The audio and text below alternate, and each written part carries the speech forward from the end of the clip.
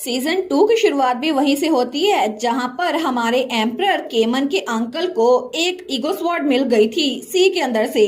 वो कहता है जल्दी करो, हमें जाकर थ्रोन को क्लेम करना होगा। तो उसका एडवाइजर कहता है माय लॉर्ड, एक मसला खड़ा हो गया है। वो कहता है कौन सा मसला? तो उसका एडवाइजर कहता है हमने कुछ रिपोर्ट सुनी है जिसके हिसाब से एम्परर ने कुछ लोग को समन किया है और वहां पर कुछ है। तो केमन का अंकल कहता है जरा सही से बात करो, मुझे बताओ हुआ क्या है। तो उसका एडवाइजर कहता है एम्परर को एक और ईगो स्वॉर्ड मिल चुकी है। तो तब उसकी बात सुनकर केमन का अंकल हंसने लग जाता है। वो तो बहुत ज्यादा जोर जोर से हंस रहा था। वो सोचता है मुझे पता था कि इंसान बहुत ज्यादा बेवकूफ है, लेकिन उन्होंने एक और ईगो स्वॉर्ड को क्रिएट कर लिया ताकि वो मुझे थ्रोन से दूर रख सके। ये तो सच में बहुत अम्यूजिंग है।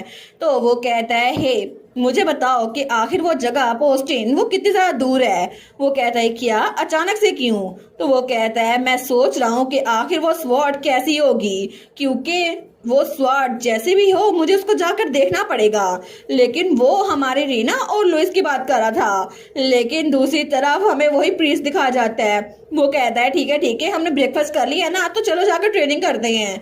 तो हमारी हीरोइन कहती है अभी मुझे लगा था कि आप इसको टाल रहे हैं। तो वो कहता है मैं जरूर ऐसा दिखता हूँ, लेकिन फिर भी मैं प्रॉमिस रख सकता हूँ। और इसके अलावा मुझे बताया गया है कि मुझे तुम्हें जल्दी सिखाना होगा, बस इसलिए सिखा रहा हूँ। हमारा सोच दिया है इसे किसने बता दिया। लेकिन तभी वहां पर हमारा एम्परर आते हुए कहता है रीना तुम लोग क्या बात कर रहे हो? वो कहती है केमन। तो हाई प्रीस्ट कहता है सिस्टर रेना और मैं कुछ टाइम मेडिटेटिंग करते हुए गुजारेंगे। तो एम्परर कहता है मेडिटेटिंग, लेकिन तब वो उसको घूरते हुए कहता है तुम क्या प्लॉट कर रहे हो हाई प्रीस्ट? हमारा सोचती है मैं सच में नहीं चाहती इसे मेरे पास्ट लाइफ के बारे में पता चले। तो तब उसको घूर के देखती है, हाई प्रीस्ट से कहती है अगर तुमने इसको बताया ना तुम जान से जाओगे। वो कहता है मुझे लगता है कि सिस्टर रेना के पास डिवाइन पावर के लिए थोड़ा टैलेंट है, तो मैंने उनको टीच करने का डिसाइड किया है, मैं कुछ प्लॉट नहीं करा। तो हमारा केमन कहता है सच में ये तो बड़ा सस्पिशियस है, डिवाइन पावर अचानक से। तो हमारी हीरोइन कहती है बिल्कुल वो ठीक कह रहा है, उसने कहा है मेरे पास टैलेंट है, इसी वजह से मुझे सीखना चाहिए, क्योंकि अगर हो सके तो केमन मैं तुम्हारे लिए हेल्पफुल बनना चाहती हूँ।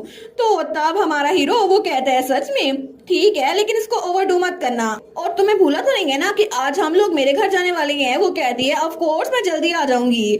तो थोड़ी देर बाद वो लोग बाहर थे, लेकिन तब हमारी हीरोइन वो वहां नीचे बैठी हुई थी और हाई प्रीस्ट उसको बता रहा था। वो कहते हैं अपनी आंखें बंद करो और स्टिल रहो, अपने इर्द गिर्द आवाजों को सुनो, तुम्हें कोई भी आवाज सुनाई दे इससे फर्क नहीं पड़ता, बस उन पे फोकस करो। तुम्हारा गोल ये है कि तुम्हें अपनी आसपास की आवाजों को रिकॉग्नाइज करना है।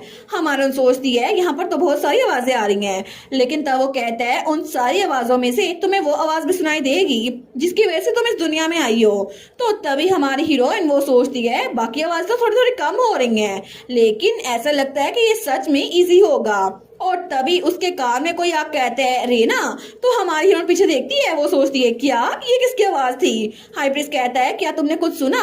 हमारी कहती है मुझे नहीं पता है किसकी आवाज थी, लेकिन जब मैंने इर्द गिर्द की आवाजों को सुना तो तभी मेरे कान में आकर किसी ने कुछ विस्पर किया था, मैं समझ नहीं पाई इसने क्या बोला, लेकिन फिर भी मुझे सुनाई दे गया। तो वो कहता है अच्छा तुम्हें थोड़ी ज्यादा ट्रेनिंग करनी पड़ेगी, फिर तुम क्लियरली सुन सकती हो, और मुझे लगता है कि तुम्हें ये आवाज सुनाई दी जिसकी वजह से तुम इस दुनिया में आई हो। तो हमारन कहती है अच्छा। वो सोचती है आखिर मुझे इस दुनिया में लाने वाला था कौन? मैं तो अपनी बॉडी में थी ना कोरिया में, तो अचानक से मैं इस बॉडी में कैसे आ गई? लेकिन तब हाई प्रीस्ट सोचता है ये देखने में तो काम लग रही है, लेकिन असल में ये बहुत ज्यादा नॉक्शियस है। तो हाई प्रीस्ट कहता है मैं तो इसको थोड़ा स्लो करने वाला था क्योंकि ये तुम्हारा पहला लेसन है, लेकिन मैं तुम्हारी एक्सपेक्टेशन पे पूरा उतरूंगा। हमारन कहती है क्या? वो कहता है हार्ड मोड डिफिकल्टी होगी। हमारन सोचती है क्या मतलब, क्या मुझे एक डंडे पे खड़ा होना पड़ेगा या फिर ठंडे पानी के अंदर खड़ा होना पड़ेगा? लेकिन अगर ऐसा चलता रहा ना तो फिर तो मैं नहीं कर सकती। तो हाई प्रीस्ट कहता है तुम्हें इसकी इफेक्टिवनेस की गारंटी मैं देता हूँ। हमारन कहती है कोई तो मुझे बचाओ। लेकिन तभी थोड़ी देर बाद वो वापस आई थी केमन के पास। तो वो कहता है रेना क्या ट्रेनिंग अच्छी गई? हमारन सोचती है मैं क्या ही बोलूं, उसने कहा था कि ट्रेनिंग को याद करते रहना, मैं तो बहुत ज्यादा थक गई हूँ। तो वो कहती है हाँ हाई प्रीस्ट तो अपनी ट्रेनिंग के बारे में बहुत ज्यादा स्ट्रिक्ट है। तो तब वो कहती है बाय द वे केमन, तुम्हारे पास जरा लगेज नहीं है ना? लेकिन क्या तुम्हें जरा कपड़े या स्नैक्स नहीं चाहिए ट्रिप के लिए? वो कहता है हम थोड़ी देर में पहुंच जाएंगे ना, तो मुझे ज्यादा चीजों की जरूरत नहीं है। वो कहती है अच्छा। वो सोचती है शायद इसका घर करीब ही है, लेकिन तभी वो बेसमेंट की तरफ जा रहे थे। हमारन कहती है क्या? वो सोचती है ये तो कैसल के बाहर कोई बग्गी खड़ी होनी चाहिए ना। वो कहती है केमन, क्या हम कैरेज के जरिए नहीं जा रहे? आखिर हम बेसमेंट में क्यों जा रहे हैं? वो कहता है बेसमेंट में एक शॉर्टकट है इसीलिए। हमारन सोचती है एक शॉर्टकट, ये कैसे हो सकता है? लेकिन वो बेसमेंट तो बहुत ज्यादा बड़ी थी और वो लोग बार बार सीढ़ियों से उतरी जा रहे थे, लेकिन तभी वो आखिर में एक जगह पहुंचते हैं तो वहां पे एक टेलीपोर्टेशन सर्कल बना हुआ था। हमारे सोचती है ये कितना खूबसूरत है, मैंने कभी भी इतना बड़ा और स्पार्कलिंग टेलीपोर्टेशन सर्कल पहले नहीं देखा। तो वो कहती है आखिर ये किस बारे में है? तो हमारे केमन का एड कहता है ये टेलीपोर्टेशन जोन है जो मैंने मेंशन किया था। तो हमारी हीरोइन कहती है लेकिन टेलीपोर्ट करने में तो बहुत ज्यादा खर्चा आता है ना, इसके अलावा ये तो एम्पीरियल टेरिटरी के अंदर आता है, पोस्टिन तो किंगडम की टेरिटरी में है ना, तो फिर अभी तक इसके अंदर ये क्यों था? तो वो कहते हैं अच्छा वो उस बारे में। तो हमारा एम्परर कहता है पोस्टिन असल में एम्पायर का एक पार्ट होना था, लेकिन मेरी ग्रैंड माँ वो अपने इलाके में खुद रहना चाहती थी, इसी वजह से हमने इसको किंगडम के हवाले किया हुआ था। लेकिन मेरे फादर ने ग्रैंड माँ से मिलने के लिए यहाँ पे टेलीपोर्ट जोन बना दिया। वो कहती है अच्छा ये बात है। हमारे सोचती है लगता है कि इसकी फैमिली बहुत ज्यादा पावरफुल और रिच है, मुझे अपने आप को मेंटली प्रिपेयर करना चाहिए। तो तब वो उस टेलीपोर्टेशन सर्कल के अंदर खड़ा होता है। वो कहता है इधर आओ रे ना, और तभी वो उसको करीब कर लेता है। वो कहती है केमन। केमन कहता है अगर हम लोग क्लोज ना रहे तो हम लोग कहीं और चले जाएंगे, इसी वजह से यहाँ पर जितने लोग इसको यूज कर सकते हैं ना उसकी भी लिमिट है। वो कहती है अच्छा। लेकिन तभी हमारे एम्पर का एड कहता है क्या आप लोग तैयार हैं? तो हमारी हीरोइन कहती है फिलिक्स क्या तुम नहीं आ रहे? तो क्या इसमें जो लिमिट है उसके जरिए सिर्फ 2 लोग जा सकती है? मुझे लगता है तुम्हें भी हमारे साथ चलना चाहिए। तो एम्पर उसको घूर के देखता है तो फिलिक्स कहता है ये बात सच तो है, लेकिन पीछे से हमारा लुइस हमारी स्वॉट कहती है मास्टर लगता है आप में थोड़ी सी भी सेल्फ अवेयरनेस नहीं है, क्या आप देख नहीं सकते कि वो सिर्फ आपके साथ जाना चाहता है? तो वो एक डैगर में बदल गया था लॉन्ग डिस्टेंस ट्रेवल के लिए। तो केमन कहता है क्या तुम्हें लगता है ये पठैतिक है? मैं सिर्फ तुम्हारे साथ जाना चाहता हूँ। हमारी सोचती है केमन तो कितना जलस लग रहा है ना, लेकिन वो लोग लवी डवी हो रहे थे। तो पीछे से फिलिक्स कहता है अगर आपका हो गया तो जल्दी निकले। वो सोचता है सोशल लाइफ कितनी बुरी है ना, लेकिन तभी जैसे ही वो उस टेलीपोर्टेशन स्टोन को एक्टिव करता है तो तभी हमारा हीरो वहां से गायब हो रहा था। हमारा सोचती है क्या केमन तो थोड़ा ट्रांसपेरेंट हो रहा है। वो कहता है रेना प्लीज मेरे करीब हो जाओ। तो तभी पीछे से लुइस वो तलवार भी कहती है मास्टर प्लीज मुझे पकड़ लें। हमारा कहती है क्या इतनी जल्दी? तो तब वो कहता है प्लीज जल्दी करे। तो तब वहां पे टेलीपोर्टेशन होती है, लेकिन हमारी हीरोइन किसी और जगह पर आ गई थी और उसके हाथ में लुइस वो तलवार बहुत ज्यादा गर्म हो गई थी। वो कहती है हम लोग जल्दी पहुंच भी गए, लेकिन तभी उस तलवार को छोड़ देती है। वो कहती है लुइस तुम इतने गर्म क्यों हो? लेकिन तब हमारा हीरो कहता है किसी ने टेलीपोर्टेशन मैजिक के अंदर इंटरफेयर किया है, क्योंकि उस वक्त वो लोग किसी जंगल में पहुंच गए थे। हमारा कहती है क्या इसका मतलब है कि हम लोग वहां नहीं पहुंचे जहां हमें जाना था? लेकिन ऐसा क्यों? और लुइस उसकी तो हालत बहुत ज्यादा खराब हो रही थी। लेकिन दूसरी तरफ हमें केमन का अंकल दिखा जाता है जो कहता है ऐसे ही किसी के आने पे डिसअपेयर हो जाना रूड होता है। चलो देखते हैं कि आखिर वो ईगो स्वॉर्ड है कैसी। और तभी उसी के पास भी एक ईगो स्वॉर्ड पड़ी थी जिसकी वजह से उसका ऑरा बहुत ज्यादा खतरनाक हो गया था। लेकिन थोड़ी देर में ही हमारे हीरो ने कम्युनिकेशन डिवाइस ओपन कर ली थी। तो वहां पे उसकी दोनों बहनें कहती हैं ब्रदर आपने हमें डरा दिया। तो बाकी एडवाइजर भी वहां पर थे। वो कहते हैं और मैजेस्टी आप ठीक तो है ना? तो हमारा एम्पर कहता है बिल्कुल, ईगो स्वॉर्ड ने हमें प्रोटेक्ट किया, इसी वजह से हम लोग बिल्कुल अनहार्म्ड हैं। वो लोग कहते हैं ये तो फिर अच्छी बात है। लेकिन हमारा एम्पर सोचता है पहली बार ऐसा हुआ है कि टेलीपोर्टेशन में कुछ गड़बड़ आ गई है। तो तभी वहां पर फिलिक्स कहता है अगर किसी ने एंशिएंट आर्टिफैक्ट के साथ इंटरफेयर किया है तो फिर वो कोई स्किल्ड मेज होगा। लेकिन दूसरा कहता है क्या उसका टारगेट हिज मैजेस्टी तो नहीं थे? तो हमारा केमन कहता है ऐसा हो सकता है, लेकिन वो सोचता है हमें जब तक आइडेंटिफाई नहीं हो जाता हमें थोड़ा केयरफुल रहना पड़ेगा। तो केमन कहता है सबसे पहले हमारी लोकेशन को ट्रैक करो और फिर हमें कॉन्टेक्ट करना, ठीक है? तब तक सारे के सारे अपनी पोस्ट पे रहना और अपनी ड्यूटीज को पूरे करते रहना। तो दूसरी तरफ हमारी हीरोइन वो पानी के साथ कपड़े को गीला करके लुइस को साफ रही थी। वो कहती है अच्छी बात है तुम्हारा बुखार उतर गया लुइस। तो एम्पर वहां पर आते हुए कहता है लुइस कैसा है? तो हमारून कहती है पहले से बेहतर है। लेकिन बाकी लोगों ने क्या बोला कि आप फिक्रमंद थे? तो हमारा केमन कहता है बिल्कुल, लेकिन उनको अच्छा लगा कि हम लोग सेफ हैं। और यहाँ पर देखो ये टेरिटरी में ये बॉर्डर करीबी नजर आ रहा है, इसका मतलब है कि हम लोग पोस्ट से ज्यादा दूर नहीं गए। फिर भी वहाँ जाने में एक दिन तो लग ही जाएगा। सबसे पहले हमें करीब कोई गाँव ढूंढना होगा जहाँ पे हमें खाना मिल सके। वो कहती है ओके। तो हमारा हीरो कहता है अगर पिछली बार की तरह मॉन्स्टर्स आ गए तो थोड़ा डेंजरस होगा, इसी वजह से मेरी साइड मत छोड़ना। हमारा कहती है ऑल राइट। वो सोचती है केमन तो बहुत ज्यादा टेंस लग रहा है। बिल्कुल, क्योंकि हम लोग मरने वाले थे, क्योंकि एक ही झलक में हम लोग किसी और जगह टेलीपोर्ट हो गए। फिर भी ये तो बिल्कुल ऐसा है जब मुझे मेरी पास्ट लाइफ की मेमोरीज रीगेन हुई थी, और तब मैं बहुत ज्यादा डरी हुई थी। तो तब वो हमारे हीरो की तरफ देखती है तो हमारा हीरो स्माइल करता है। वो सोचती है लेकिन अब मैं केमन के साथ हूँ तो मुझे लगता है मैं इतनी भी ऑब्सेस नहीं हूँ, क्योंकि चाहे कोई भी मसला हो हम लोग उसको ओवरकम कर लेंगे। और तभी दूसरी तरफ हमें किंगडम का सीन दिखाया जाता है जहाँ पर बटलर दरवाजा खोलते हुए कहता है योर हाइनेस ये अर्जेंट है क्राउन प्रिंसेस। तो क्राउन प्रिंस कहता है मुझे ये ना बताना कि वो फिर से अपने अटेंडेंस को लेकर कहीं निकल गई है। तो बटलर कहता है लेकिन क्राउन प्रिंसेस की अटेंडेंट लौट आई है और क्राउन प्रिंसेस कहीं मिल नहीं रही, हर हाइनेस तो मार्शियन एम्पायर गई है। वो कहता है क्या उसने परमिशन ली भी थी, फिर भी एक फॉरेन नेशन में जाना क्या ये मसला खड़ा नहीं करेगा? लेकिन तब वो कहता है उसके अटेंडेंट को लेकर आओ, और थोड़ी देर बाद वो अटेंडेंट आ गई थी। तो क्राउन प्रिंस कहता है क्राउन प्रिंसेस कहाँ पर है? वो कहती है मैं तो बस उनके पीछे गई थी, लेकिन जब वो एम्पायर की तरफ जाने लग गई तो मैंने उनको रोकने की कोशिश की, लेकिन उसके बाद वो लेडी रेना के साथ गई जो कि पोस्टिन में है। वो कहता है क्या? वो दिल में सोचता है वो रेना से मिलने के लिए गई थी, लेकिन वो पहले तो मुझ पे गुस्सा हो रही थी कि मैं फिर से उसके पीछे पड़ रहा हूँ। वो इसी तरह की लड़की है और हमेशा दूसरों को क्रिटिसाइज करती रहती है। तो क्राउन प्रिंस कहता है क्या वो दोनों मिली थी? तो वो मेड कहती है बिल्कुल योर हाइनेस, लेकिन मुझे पता नहीं कि क्या बात हुई थी। वो सोचता है रेना अभी भी पोस्टिन में है, मैं एम्पायर में दाखिल नहीं हो सकता, इसी वजह से पोस्टिन में अभी तक सेना भी स्टक हो गई होगी। तो तब वो कोट पहनते हुए कहता है मैं जाकर फादर से थोड़ी देर बात करूंगा। वो दिल में सोचता है ऐसा लगता है इस मामले को सेटल करने के लिए मुझे खुद ही पोस्टिंग जाना पड़ेगा। और तब रात के वक्त हमें एक गांव दिखा जाता है। तो हमारी रेना कहती है हमें एक गांव मिल गया। तो एम्पर कहता है अच्छी बात है कि हम सनसेट से पहले पहुंच गए। वो कहती है बिल्कुल, हमें देखना होगा यहाँ पे खाने के लिए कुछ है या फिर नहीं, लेकिन वहाँ पर कोई भी इंसान नजर नहीं आ रहा था। वो कहती है यहाँ पर सब लोग कहाँ पर गए? तो एम्पर कहता है ऐसा लगता है ये स्लैश एंड बर्न विलेज है।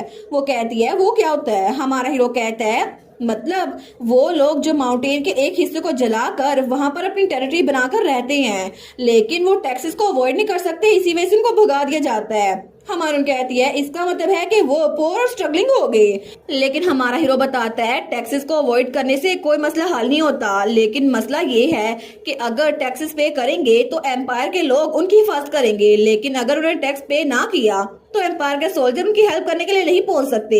वो कहता है इस जैसा एक विलेज इस जगह पर है। हमारी कहती है क्या हुआ केमन, तुम्हारे एक्सप्रेशन थोड़े डार्क लग रहे हैं। तो केमन कहता है नहीं कुछ भी नहीं हुआ, वैसे भी ये छोटा सा विलेज है तो यहाँ पे करीब ही कोई रेस्टोरेंट या फिर कोई इन नहीं होंगे। वो कहती है अच्छा, लेकिन तभी हमारी हीरोइन को एक घर से खाने की खुशबू आ रही थी। वो सोचती है मुझे लगता है कि हम लोग सुबह तो यहाँ नहीं रुक सकते। तो तभी वो भाग के उस तरफ जा रही थी। तो हमारा हीरो सोचता है क्या ये कहाँ पर गई?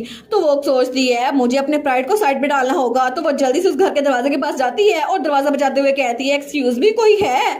तो लुइस और हमारा एम्परर दोनों सोचते हैं क्या? तो वहां पे एक ओल्ड मैन था जो दरवाजा खोलते हुए कहता है आधी रात को मेरा दरवाजा कौन बजा रहा है? वो कहती है ग्रैंडपा मुझे बहुत ज्यादा भूख लगी है, क्या आप मुझे खाने के लिए कुछ दे सकते हैं? वो तो सिंपैथी कार्ड यूज कर रही थी। तो पीछे से लुइस कहता है वाओ मास्टर आप तो बड़ी बोल्ड है, मुझे नहीं पता आपके पास ये स्किल भी है। हमारी सोचती है ऑफ कोर्स तुम्हें नहीं पता होगा, क्योंकि फार्मलैंड लेने से पहले मैंने हमेशा ऐसे एक्ट किया था, मुझे लगता है जिंदा रहने के लिए ये जरूरी है। वो कहती है प्लीज हम पे रहम खाए ना। तो एम्पर भी ऑकवर्ड होते हुए कहता है प्लीज। तो वो ओल्ड मैन उनको ब्रेड देते हुए कहता है मेरे पास अभी बस यही है, क्या ये ठीक रहेगा?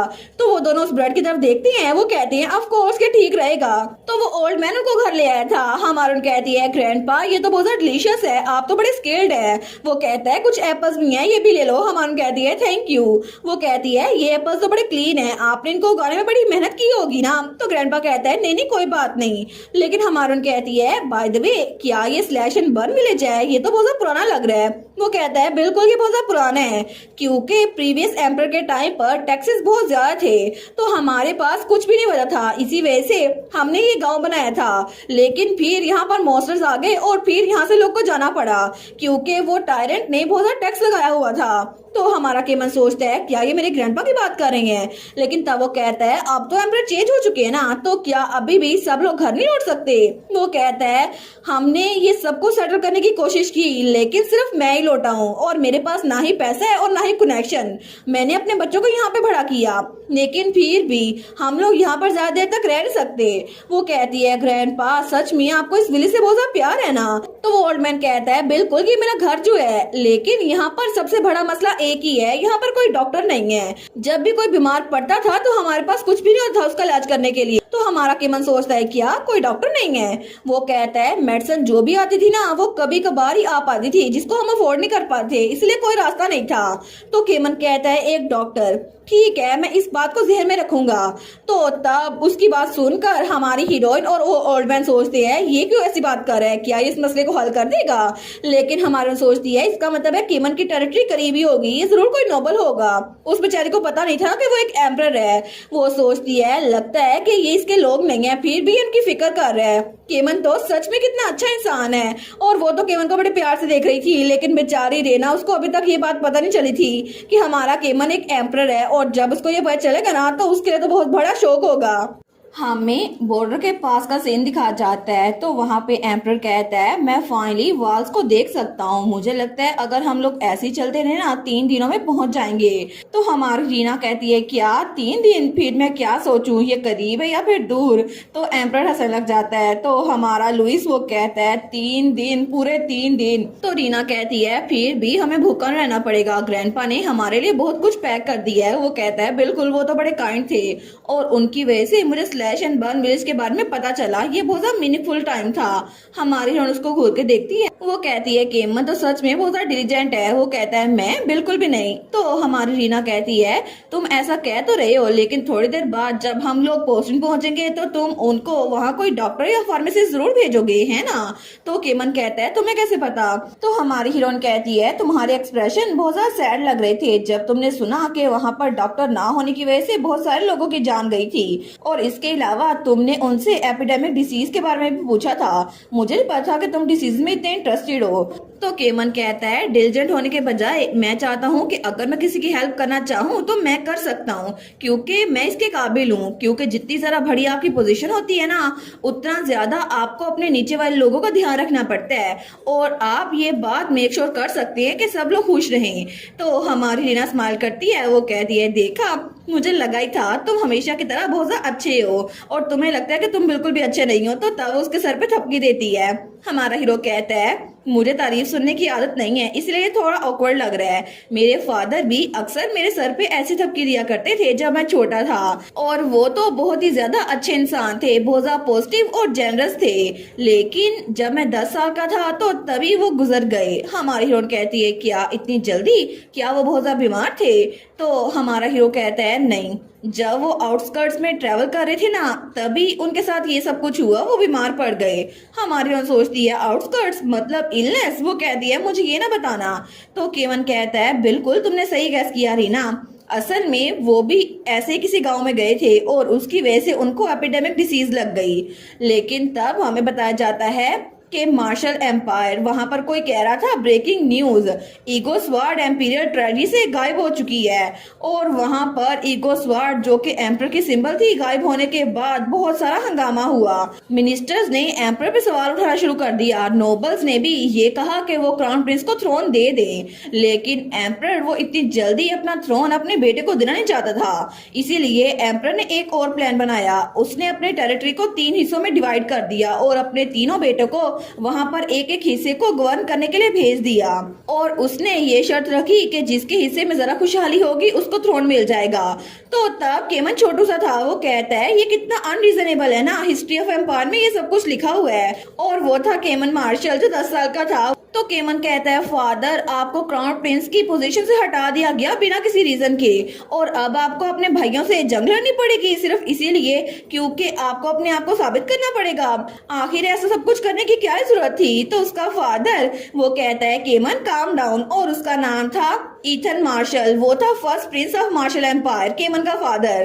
तो केमन कहता है फादर आपने भी नोटिस किया था ना ग्रैंडपा तो बहुत ज्यादा सेल्फिश है अपनी पोजीशन के लिए।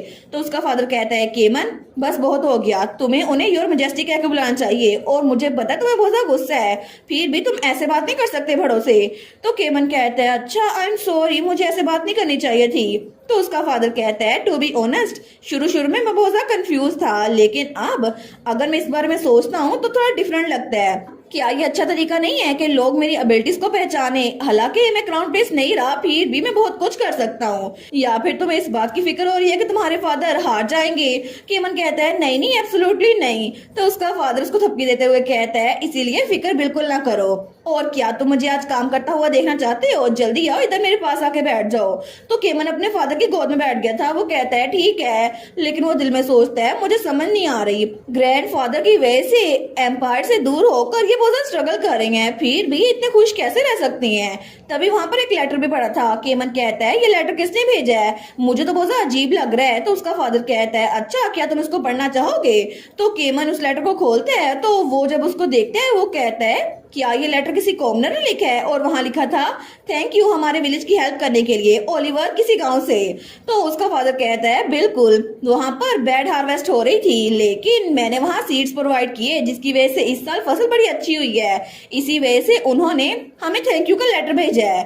केमन क्या तुम्हें इसे पढ़कर कुछ फील हुआ? तो केमन कहता है कितना अजीब लग रहा है, मैंने कभी भी किसी कॉमनर से पहले बात नहीं की, और यहाँ पर तो बहुत सारे तरीके हैं जहाँ पर लोगों से मैं खुद डायरेक्टली बात कर सकता हूँ, स्पेशली लेटर्स के जरिए।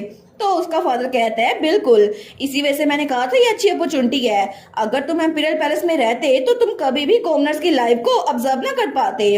इसी वजह से केमन मैं चाहता हूँ कि तुम्हें वैल्यूएबल एक्सपीरियंस मिले, ठीक है? तो केमन कहता है सच्ची? और तब कुछ दिनों बाद वो वहाँ पर हमारे केमन की ग्रैंडमा से मिलने के लिए आए थे। तो केमन का फादर ईथन कहता है मैं बहुत ज्यादा खुश हूँ कि आप हेल्दी हैं मदर। तो लेडी ऑर्लिन कहती है मैंने सुना कि एम्पीरियल कोर्ट आजकल बड़ी मुसीबत में है, क्या यहाँ पर आना ठीक रहेगा? तो ईथन कहता है बिल्कुल, मैं अपनी मदर से मिलने के लिए आया हूँ ना, ऑफ कोर्स। और केमन भी बहुत जल्दी बड़ा हो रहा है, ऐसा लगता है कि हमने कल ही पैलेस छोड़ा था। तो तभी केमन की नजर दूसरी तरफ पड़ती है। वो सोचता है क्या ये वही सीन नहीं है जो मैंने बुक में देखा था हार्वेस्ट सीजन का? लेकिन ये सारे लोग स्ट्रगल कर रहे हैं फिर भी इतने खुश क्यों लग रहे हैं? सब के सब खुश है। तो उसकी ग्रैंडमा कहती है केमन तुम कहाँ पर देख रहे हो? वो कहता है ग्रैंड मदर क्या मैं भी ऐसी जगह बना सकता हूँ जहाँ पर लोग हमेशा के लिए बहुत ज्यादा खुश रहे? तो उसका फादर उसकी ग्रैंड मदर दोनों शॉक हो गए थे। वो कहते हैं क्या मतलब? उसकी ग्रैंडमा कहती है अचानक से तुम ऐसा क्यों सोच रहे हो? तो केमन कहता है वेल मैं अभी फादर को काम करता हुआ कुछ दिनों से देख रहा हूँ, जो डॉक्यूमेंट्स फादर को मिलती है ना उसमें सब लोग की हार्डशिप और सफरिंग का जिक्र है, लेकिन लोग फिर भी इन सारी मुश्किलात के बावजूद भी खुश नजर आते हैं। आखिर सीक्रेट है क्या? एम्पायर के लोग भी खुश हो सकती हैं, मैं और फादर भी बहुत ज्यादा खुश होंगे। तो दोनों माँ बेटा एक दूसरे को देखते हैं और तभी दोनों हंसने लग जाते हैं। तो केमन कहता है आप लोग हंस क्यों रहे हैं? तो केमन का फादर उसके सर पे हाथ रखते हुए कहता है केमन थैंक यू, तुम्हारी वजह से तुम्हारे फादर बहुत ज्यादा खुश है, और तुम्हें सच में ऐसा देखकर मुझे बहुत ज्यादा खुशी हो रही है क्योंकि मुझे पता है कि फ्यूचर में तुम बहुत अच्छे एम्परर बनोगे। तो उसकी ग्रैंडमा भी कहती है वेल अभी के लिए केमन के एम्परर बनने के लिए क्या तुम्हें एम्परर पहले नहीं बनना चाहिए? वो कहता है हाँ एब्सोल्युटली आप ठीक कह रही हैं मदर। तो केमन सोचता है मुझे लगा था कि खुशियों वाले दिन बहुत ज्यादा देर तक रहेंगे, लेकिन ये सब कुछ खत्म हो गया जब फादर वो गुजर गए। तो तब हमें वो सीन दिखा जाता है जब केमन का फादर बहुत ज्यादा बीमार था। वो कहता है केमन मुझे माफ कर दो तुम्हें इतना छोटा छोड़ के जाने के लिए, अपनी बहनों का ध्यान रखना। तो केमन रोते हुए कहता है फादर, लेकिन तब उसका फादर गुजर चुका था। तो वो रोते हुए कहता है प्लीज मत जाए ना फादर।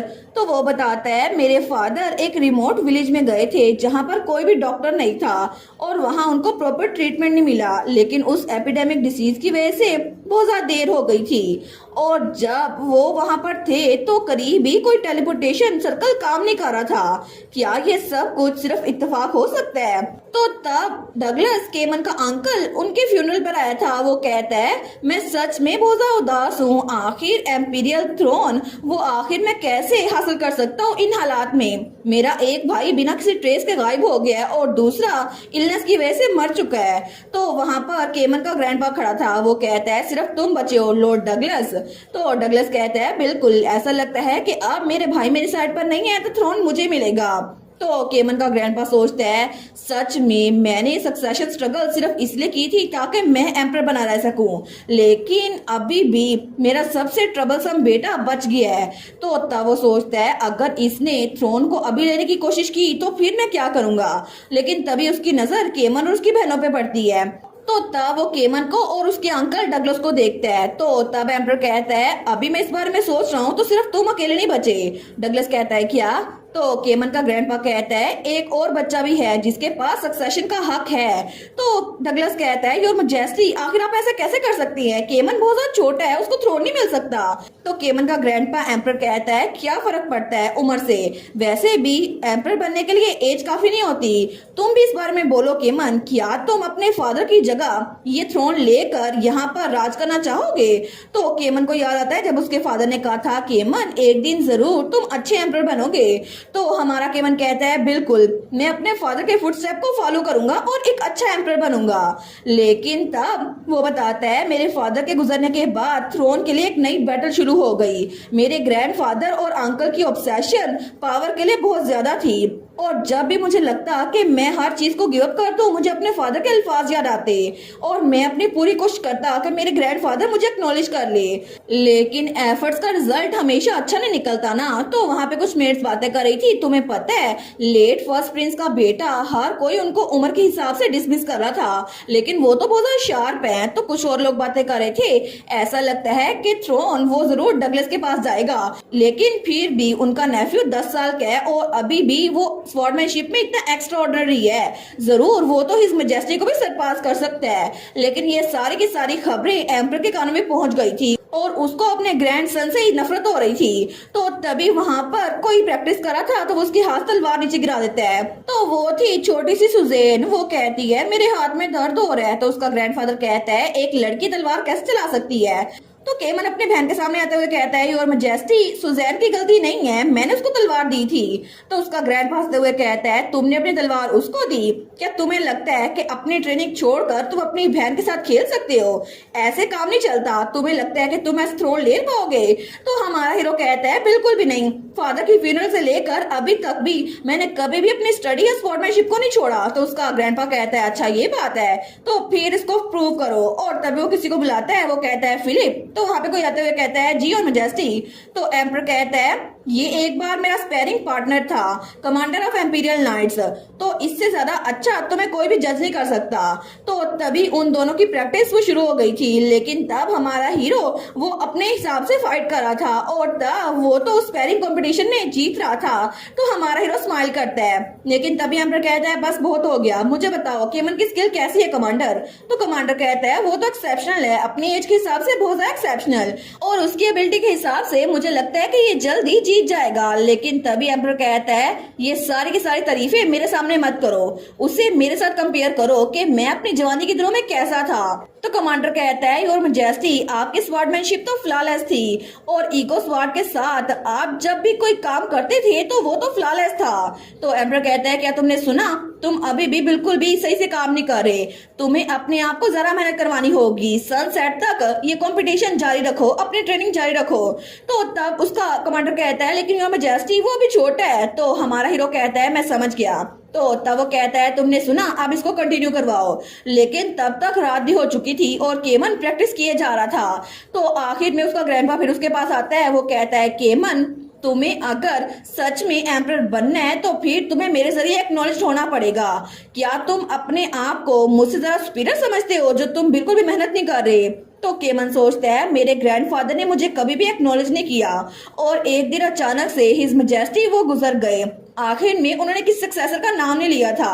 तो बहुत सारे लोग थे जो कह रहे थे हिज मैजेस्टी ऐसे कैसे गुजर सकती हैं, उन्होंने थ्रोन को खाली छोड़ दिया है। तो दूसरा कहता है फिर क्राउन किसको पहनाया जाएगा। नेचुरली लॉर्ड डगलस, वो तो लेट एम्परर के बेटे हैं। प्रिंस केमन तो बहुत ज्यादा छोटे हैं लेकिन उनका करेक्टर बहुत ज्यादा अच्छा है। वो तो स्कॉलरशिप और मार्शल आर्ट्स में आउटस्टैंडिंग है। उनकी एबिलिटीज तो लॉर्ड डगलस से भी ज्यादा अच्छी हैं। लेकिन कोर्ट में ये बात बहुत ज्यादा बढ़ गई थी कि आखिर किसको थ्रोन दिया जाए, मेरे अंकल को या फिर मुझे। लेकिन आखिर में हमारे केमन को थ्रोन मिल चुका था क्योंकि उसकी एबिलिटीज बहुत ज्यादा थी और फाइनली वो एम्परर बन चुका था 10 साल की उम्र में। तो तब कुछ सालों बाद का सीन दिखाया जाता है जहाँ पे कोई कहता है हमें ईगो स्वॉर्ड को रिकवर करना पड़ेगा। तो केमन कहता है फिर से वही बात। तो वो लोग कहते हैं फिर से ये एक ऐसा मैटर है जिसको प्रीवियस एम्परर के दौर में ही सुलझा लेना चाहिए था। तो डगलस कहता है your majesty, ego sword emperor की सिंबल होती है, अगर ये मिसिंग रही तो लोग आपको बिल्कुल भी पहचानेंगे नहीं। वेल ईगो स्वॉर्ड को ढूंढना बहुत ज्यादा इजी नहीं होगा, इसी वजह से हम किंगडम के साथ मैरिज अलायंस क्यों नहीं कर लेते, क्योंकि ये अच्छा होगा कि लोग हमें कमजोर समझ के हम पे हमला ना करे। तो तब वो सोचता है इसका मतलब है किंग ऑफ ब्राह्म्स वो तो बहुत ज्यादा बूढ़ा है, क्या ये मेरी बहनों की बेइज्जती कर रहे हैं। लेकिन तब वो दिल में सोचता है मैं गुस्सा नहीं दिखा सकता, अगर मैंने ऐसा दिखाया तो मेरे अंकल को लेवरेज मिल जाएगी। वो कहता है मैं आपके सजेशन को अप्रिशिएट करता हूँ लेकिन हमें सबसे पहले एम्पायर की स्टेबिलिटी को सिक्योर करना पड़ेगा।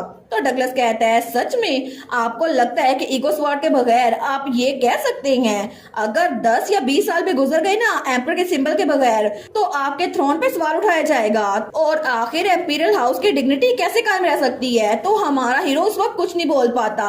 लेकिन तब सीन चेंज होता है और हमें हमारा हीरो दिखाया जाता है जो कि वहां से भाग रहा था। तो उससे आवाजें आ रही थी हमें ईगो स्वॉर्ड को ढूंढना होगा योर मैजेस्टी, ईगो स्वॉर्ड के बगैर आप एम्पर नहीं बन सकते। सच में आपकी लीडरशिप पे सवाल उठाया जा रहा है, क्या आपको फिक्र नहीं हो रही।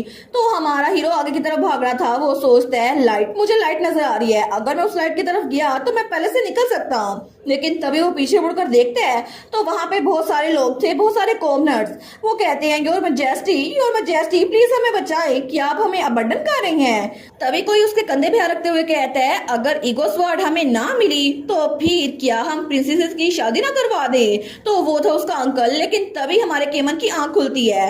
वो सोचता है क्या ये ख्वाब था। लेकिन फिर भी आखिर तक उसके अंकल ने इसी बात पे जोर दिया कि उसकी छोटी बहनों की शादी नेबरिंग किंगडम में करवा दी जाए क्योंकि एम्परर बनने के लिए उनको अलायंस की जरूरत थी। लेकिन इसी वजह से वो बहुत ज्यादा थक चुका था। वो सोचता है क्या मैं सच में पहली जगह पर ही एम्परर बनने के काबिल था। तो तब अपने कमरे से निकलता है। वो सोचता है एम्पायर और उसके सिटीजन्स के लिए मुझे कुछ ना कुछ करना पड़ेगा, लेकिन मैं जितनी मर्जी कोशिश करूं मुझे लगता है मैं सबसे दूर हो रहा हूं, मुझे तो ये भी नहीं पता मुझे आगे क्या करना है। तो तभी वो एक दरवाजा खोलते हैं तो वहां पे टेलीपोर्टेशन सर्कल था। तो तब वो उसकी तरफ देखता है लेकिन थोड़ी देर बाद हमें पोस्टमैन का सीन दिखाया जाता है जहाँ कोई कहता है माय लेडी बहुत ज्यादा देर हो गई है, आपको सो जाना चाहिए। तो वहाँ पे लेडी ओरेलिया थी, हमारे हीरो की ग्रैंड माँ। वो कहती है मैंने ये काम खत्म कर लिया है, मैं बस जा ही रही हूँ और तुम जाके शेफ से कहो कि मुझे मिडनाइट स्नैक अच्छा लगा। वो कहता है वेरी वेल। तो तब वो कमरे से निकलता है। वो कहता है ऑनेस्टली ये तो बहुत ज्यादा काम करती हैं। लेकिन तभी उसे केमन नजर आता है। वो कहता है आखिर आप यहाँ पर क्या कर रहे हैं योर मैजेस्टी। तो हमारे हीरो के ग्रैंडमा उसकी आवाज सुनती है। वो कहती है योर मैजेस्टी क्या मतलब। लेकिन जब वो बाहर आती है तो हमारा केमन खड़ा था। वो बहुत ज्यादा परेशान लग रहा था। वो कहता है रात के इस वक्त यहाँ आने के लिए आई एम सॉरी। तो उसकी ग्रैंड मदर कहती है अंदर आ जाओ मेरे बच्चे, और तब उसको कमरे में ले आई थी। लेकिन तभी जब वो हमारे केमन को देखती है वो सोचती है मैंने सुना था कि डगलस अभी तक थ्रोन से पीछे नहीं हटा और ऐसा लगता है वो बहुत स्कीम्स कर रहा है, लेकिन इतनी छोटी उम्र में थ्रोन हासिल करना इसके लिए बहुत ज्यादा मुश्किल रहा होगा। तो तब उसकी ग्रैंडमा कहती है क्या तुम भाग आए। तो हमारा हीरो थोड़ा फ्लिंच होता है। वो कहता है नहीं मैं भागा नहीं हूँ, बस मुझे बहुत ज्यादा घुटन हो रही थी, मुझे लगा था अगर मैं एम्पायर के अलावा कहीं और जाऊंगा तो ठीक रहूंगा। और मेरे ग्रैंडफादर जब तक वो मरे नहीं थे उन्होंने हमेशा मेरे अंकल को मेरे खिलाफ करने की कोशिश की थी और अब मुझे लगा था शायद मैं इस हेलिश टाइम से गुजर जाऊंगा, लेकिन अंकल अभी भी मेरे पीछे पड़े हुए हैं, ना सिर्फ मेरे बल्कि मेरी बहनों के भी। अभी वो बहुत ज्यादा छोटी हैं और वो उनकी शादी एक बूढ़े आदमी से करवाने की कोशिश कर रही हैं। तो अगर मैं फादर के फुटस्टेप को फॉलो करने की कोशिश भी करूं, फिर भी मेरी मासूम बहनें उनको ले लिया जाएगा, मुझे इस बात से डर लग रहा है। तो तब केमन की ग्रैंडमा कहती है, तो फिर तुम अपना थ्रोन डगलस को दे क्यों देते? तो केमन कहता है, नहीं मैं ऐसा नहीं कर सकता। उसकी ग्रैंडमदर कहती है, ऐसा क्यों? अगर तुम उसको थ्रोन दे दो तो तुम्हारी बहनें सेफ रहेंगी। तो केमन कहता है, बिल्कुल नहीं, मेरे अंकल पावर के पीछे पागल है। अगर वो एक बार एम्परर बन गए तो वो एम्पायर को बढ़ाने की कोशिश करेंगे, जिसकी वजह से हमें वार करनी पड़ेगी और बहुत सारी मासूम जानें जाया हो जाएंगी। इसी वजह से मैं पीछे बैठकर उनको सफर करता हुआ नहीं देख सकता। तो उसकी ग्रैंडमदर उसको देखकर स्माइल करती है। वो कहती है, योर मैजेस्टी, क्या आपको याद है कि पिछली बार जब आप हार्वेस्ट का सीजन अपने फादर के साथ देखने के लिए आए थे तो आपने क्या सवाल पूछा था? तो केमन कहता है, क्या मैंने सवाल पूछा था? वो कहती है, बिल्कुल, आपने अपनी चमकती हुई आंखों से पूछा था कि आखिर मैं ऐसा क्या करूं जिसकी वजह से जैसे पोस्टन के लोग खुश हैं, एम्पायर के लोग भी खुश रहें। लेकिन तुम्हें पता है केमन, मुझे लगता है कि एम्पायर के लोग पहले ही बहुत खुश है, क्योंकि उनका एम्परर तुम्हारे जैसा इंसान है जिनको उनकी फिक्र है। इसी वजह से तुम बहुत एडमायरेबल हो और मुझे तुम पे बहुत नाज है मेरे बच्चे। तो हमारा केमन उसकी आंखों से आंसू गिर थे। वो सोचता है, मैं सच में एम्पायर के लोगों को खुश करना चाहता था। मैं चाहता था मैं अपने फादर के फुटस्टेप पे चलूं, एक अच्छा एम्परर बनूं। लेकिन यही रेजोल्यूशन मैंने बचपन में बनाई थी और तब वो बहुत ज्यादा रो रहा था। वो सोचता है, मैं आखिर ये बात कब भूल गया। वो कहता है, मुझे माफ कर दे, मेरे आंसू रुक ही नहीं रहे, प्लीज मुझे माफ कर दे। तो उसकी ग्रैंडमदर कहती है, जितना चाहो रो लो, मैंने आज कुछ भी नहीं देखा, ठीक है, और उसको गले लगा लेती है। लेकिन थोड़ी देर बाद हमारा केमन वापस जा रहा था। वो कहता है, मुझे माफ कीजिएगा लेक ऑफ कंपोयर के लिए ग्रैंडमदर, मैं कभी भी आपके सामने अपनी वीक साइड शो नहीं करूंगा। तो उसकी ग्रैंडमदर कहती है, आराम से ट्रैवल करना योर मैजेस्टी, मैं उम्मीद करूंगी कि एम्पायर वो पीसफुल रहे। और तब हमें कुछ दिनों बाद का सीन दिखाया जाता है जहाँ कोई कहता है, योर मैजेस्टी, जो लॉर्ड डगलस ने कहा था मैरिज प्रपोजल के बारे में, क्या आपने उस बारे में सोचा? क्योंकि ईगो स्वॉर्ड अभी तक नहीं मिली है। तो दूसरा कहता है, इसी वजह से हमें लगता है हमें इसे पॉजिटिव लाइट में देखना चाहिए। तो केमन कहता है, बिल्कुल नहीं, मैं कभी भी इस एम्पायर के प्रिंसेस को दूसरी कंट्री में बिल्कुल नहीं बेचूंगा प्रॉपर्टी की तरह। तो वो लोग कहते हैं, नहीं नहीं, हम तो ऐसा कुछ नहीं कह रहे, हम तो सिर्फ मैरिज अलायंस की बात कर रहे हैं। तो केमन कहता है, अगर आपको आसान रास्ता चुनना है ना तो इससे चीजें खराब ही होंगी। वैसे भी फॉरेन पावर्स पे रिलाई करना टेम्परेरी मेजर होता है। अगर हमें लोगों की एंजाइटी को कम करना है तो हमें सबसे पहले एम्पायर पे काम करना पड़ेगा। और रूमर्स बिल्कुल सच है कि ईगो स्वॉर्ड इसी वजह से गायब हुई क्योंकि उसने एम्पीरियल हाउस को रिकॉग्नाइज नहीं किया। इसी वजह से शायद हमें सबसे पहले अपनी नेशन को स्टेबलाइज करना चाहिए प्रॉपर गवर्नेंस के जरिए। तो मिसिंग ईगो स्वॉर्ड खुद से अपने आप यहाँ पर आ जाएगी। आपको ऐसा नहीं लगता कि ये सब कुछ हो सकता है? क्या मैं गलत कह रहा हूँ? तो वो लोग थोड़ी देर के लिए खामोश हो गए थे। हमारा हीरो कहता है, इसी वजह से ईगो स्वॉर्ड पे ऑब्सेशन करना बंद कर दे। सबसे पहले आपको एम्पायर के लोग के बारे में सोचना चाहिए और सबसे पहले अपनी पोजीशन पर अपनी ड्यूटीज को पूरे करें। और तब कुछ दिनों के बाद वो अपने फादर की ग्रेव पर आया था। तो वो वहां पर फ्लावर रखता है। वो कहता है, फादर, मुझे अब बिल्कुल भी डर नहीं लग रहा और मैं एक ना एक दिन अपने आप को प्रूव करके रहूंगा। वो दिल में सोचता है, मैं एक दिन बहुत अच्छा एम्परर बनूंगा जिसको आप और ईगो स्वॉर्ड दोनों रिकॉग्नाइज कर लें, क्योंकि मैं सच में एम्पायर के लोगों को और अपनी फैमिली को खुश देखना चाहता हूँ। और तभी वो ये सब कुछ सोच रहा था, लेकिन वो रीना से कहता है, मेरे फादर मेरे लिए सपोर्ट ऑफ पिलर थे और जब वो गुजर गए ना तो रिस्पॉन्सिबिलिटी सारी मेरे कंधों पर आ गई। इसी वजह से मुझे लगा था कि मैं सब कुछ पीछे छोड़ के भाग जाऊं। तो रीना कहती है, लेकिन मुझे यकीन है कि तुम अच्छे इंसान हो, क्योंकि इस सब के बावजूद भी तुम भागे नहीं, है ना? तुमने दूसरों के लिए इसको खुद से किया। केमन, सच में मुझे लगता है कि तुम में सिंसियरिटी और एफर्ट दोनों है, इसी वजह से मैं तुम्हें बहुत पसंद करती हूँ। तो हमारा एम्पर स्माइल करते हुए कहता है, रीना। तो पीछे से ईगो स्वॉर्ड भी आते हुए कहती है, तुम लोग भूल तो नहीं गए कि ये सब कुछ मेरी वजह से हुआ है ना, कि मेरी वजह से ये पोस्ट में आया था और तुम दोनों मिल पाए हो, तुम्हें मेरे लिए शुक्रगुजार होना चाहिए। तो रीना कहती है, बिल्कुल बिल्कुल लुई, अगर तुम्हारी वजह से ना होता ना तो केमन कभी भी पोस्ट ही ना आता। तो हमारी ओर सोचती है, मैंने फार्मिंग को चूज किया और एक ईगो स्वॉर्ड की मास्टर बन गई, लेकिन मैं एक विलनेस थी जिसको अकेले एक दूर की जगह पर मरना था। फिर भी मैंने ये सब कुछ एक्सपीरियंस किया। और क्या इसका मतलब था कि ये सारा रास्ता केमन की तरफ जाता था? इसी वजह से वो कहती है, बाय द वे लुई, तुम तो एक बहुत ज्यादा प्रीशियस फैमिली हेयरलूम हो ना, मुझे लगता कि तुम्हें बिल्कुल भी ऐसे मुझे इस्तेमाल करना चाहिए। क्या ये अच्छा नहीं होगा अगर मैं तुम्हें सिल्क के कपड़े में लपेट के रख दूं ताकि लोग तुम्हें एडमायर कर सकें? वो कहता है बिल्कुल भी नहीं, मैं तो बैटलफील्ड में जाना पसंद करता हूँ, ना कि तलवार पे टंगे रहना। ये तो सबसे घटिया है। तो हमारी रीना कहती है आई एम सॉरी, मैंने रियलाइज नहीं किया कि तुम्हें इससे इतनी नफरत है। तो लुइस कहता है सॉरी चिल्लाने के लिए, लेकिन मेरा मतलब है मुझे इससे नफरत नहीं है। हमारन कहती है इट्स ऑल राइट। वो कहता है फिर भी एक सीजर के तौर पर यूज करना बहुत ज्यादा बड़ा होगा। तो हमारा एम्परर कहता है अभी तक बहुत सारी अपॉर्चुनिटीज नहीं आई जिसके लिए हमें तुम्हें स्वॉर्ड के तौर पर यूज करना पड़े। इसी वजह से मैं समझ सकता हूँ को लुई को इतना कन्फ्लिक्टेड क्यों लग रहा है। तो लुइस कहता है मुझे तो अपने माइंड का खुद नहीं पता, बस मैं अभी के लिए आपके साथ रहना चाहता हूँ। तो हमारी रीना कहती है लुइस तुम्हें इतनी कंक्लूजन पे जल्दी करने की जरूरत नहीं है, क्योंकि सच ये है कि मुझे भी कोई आंसर नहीं मिल रहा, क्योंकि दुनिया के बहुत सारे मसलों का सही आंसर नहीं होता। इसलिए तुम जब तक चाहो मेरे साथ रुक सकते हो। तो लुइस कहता है थैंक यू मास्टर। वो सोचती है अगर इसको इस बात का खतरा है कि ये कभी भी तलवार के तौर पर यूज नहीं होगा और इसे बैटलफील्ड में जाना है, तो मैं कभी भी इसके लिए कोई वार नहीं शुरू कर सकती जिसकी वजह से इसको कंफर्ट मिल जाए। इसी वजह से मुझे अभी के लिए बस इसको ऐसी तसल्ली देनी पड़ेगी, क्योंकि इतने सारे वक्त से लुइस बिल्कुल अकेला था, लेकिन अब ये मेरे साथ है ना तो मैं इसको सही से इस्तेमाल करूंगी।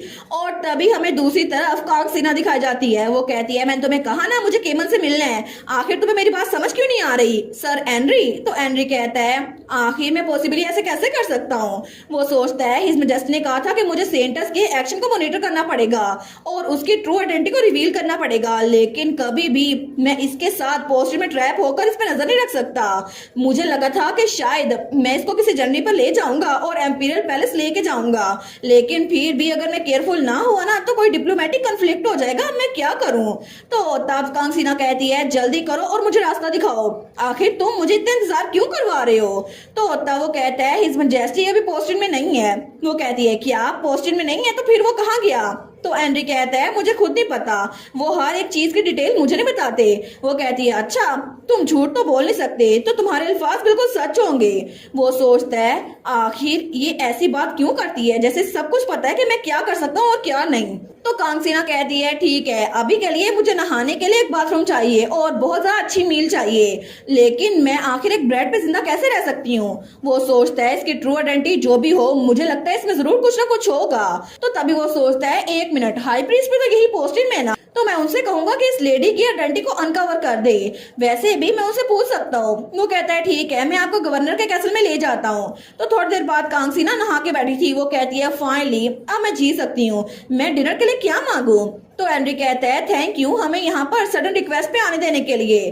तो हमारी लेडी ऑरलाइन कहती है कोई बात नहीं, अगर ये हिज मैजेस्टी के लिए तो मैं हेल्प कर सकती हूँ और हाई प्रीस्ट जरूर लाइब्रेरी में होंगे। वो कहता है थैंक यू, लेकिन तब वो जाने लगता है। तो कांग सीना कहती है एक्सक्यूज मी, बात तो बहुत लवली थी, लेकिन आखिर आपके कैसल में जैस्मीन परफ्यूम क्यों नहीं है और ये एक गवर्नर का कैसल है?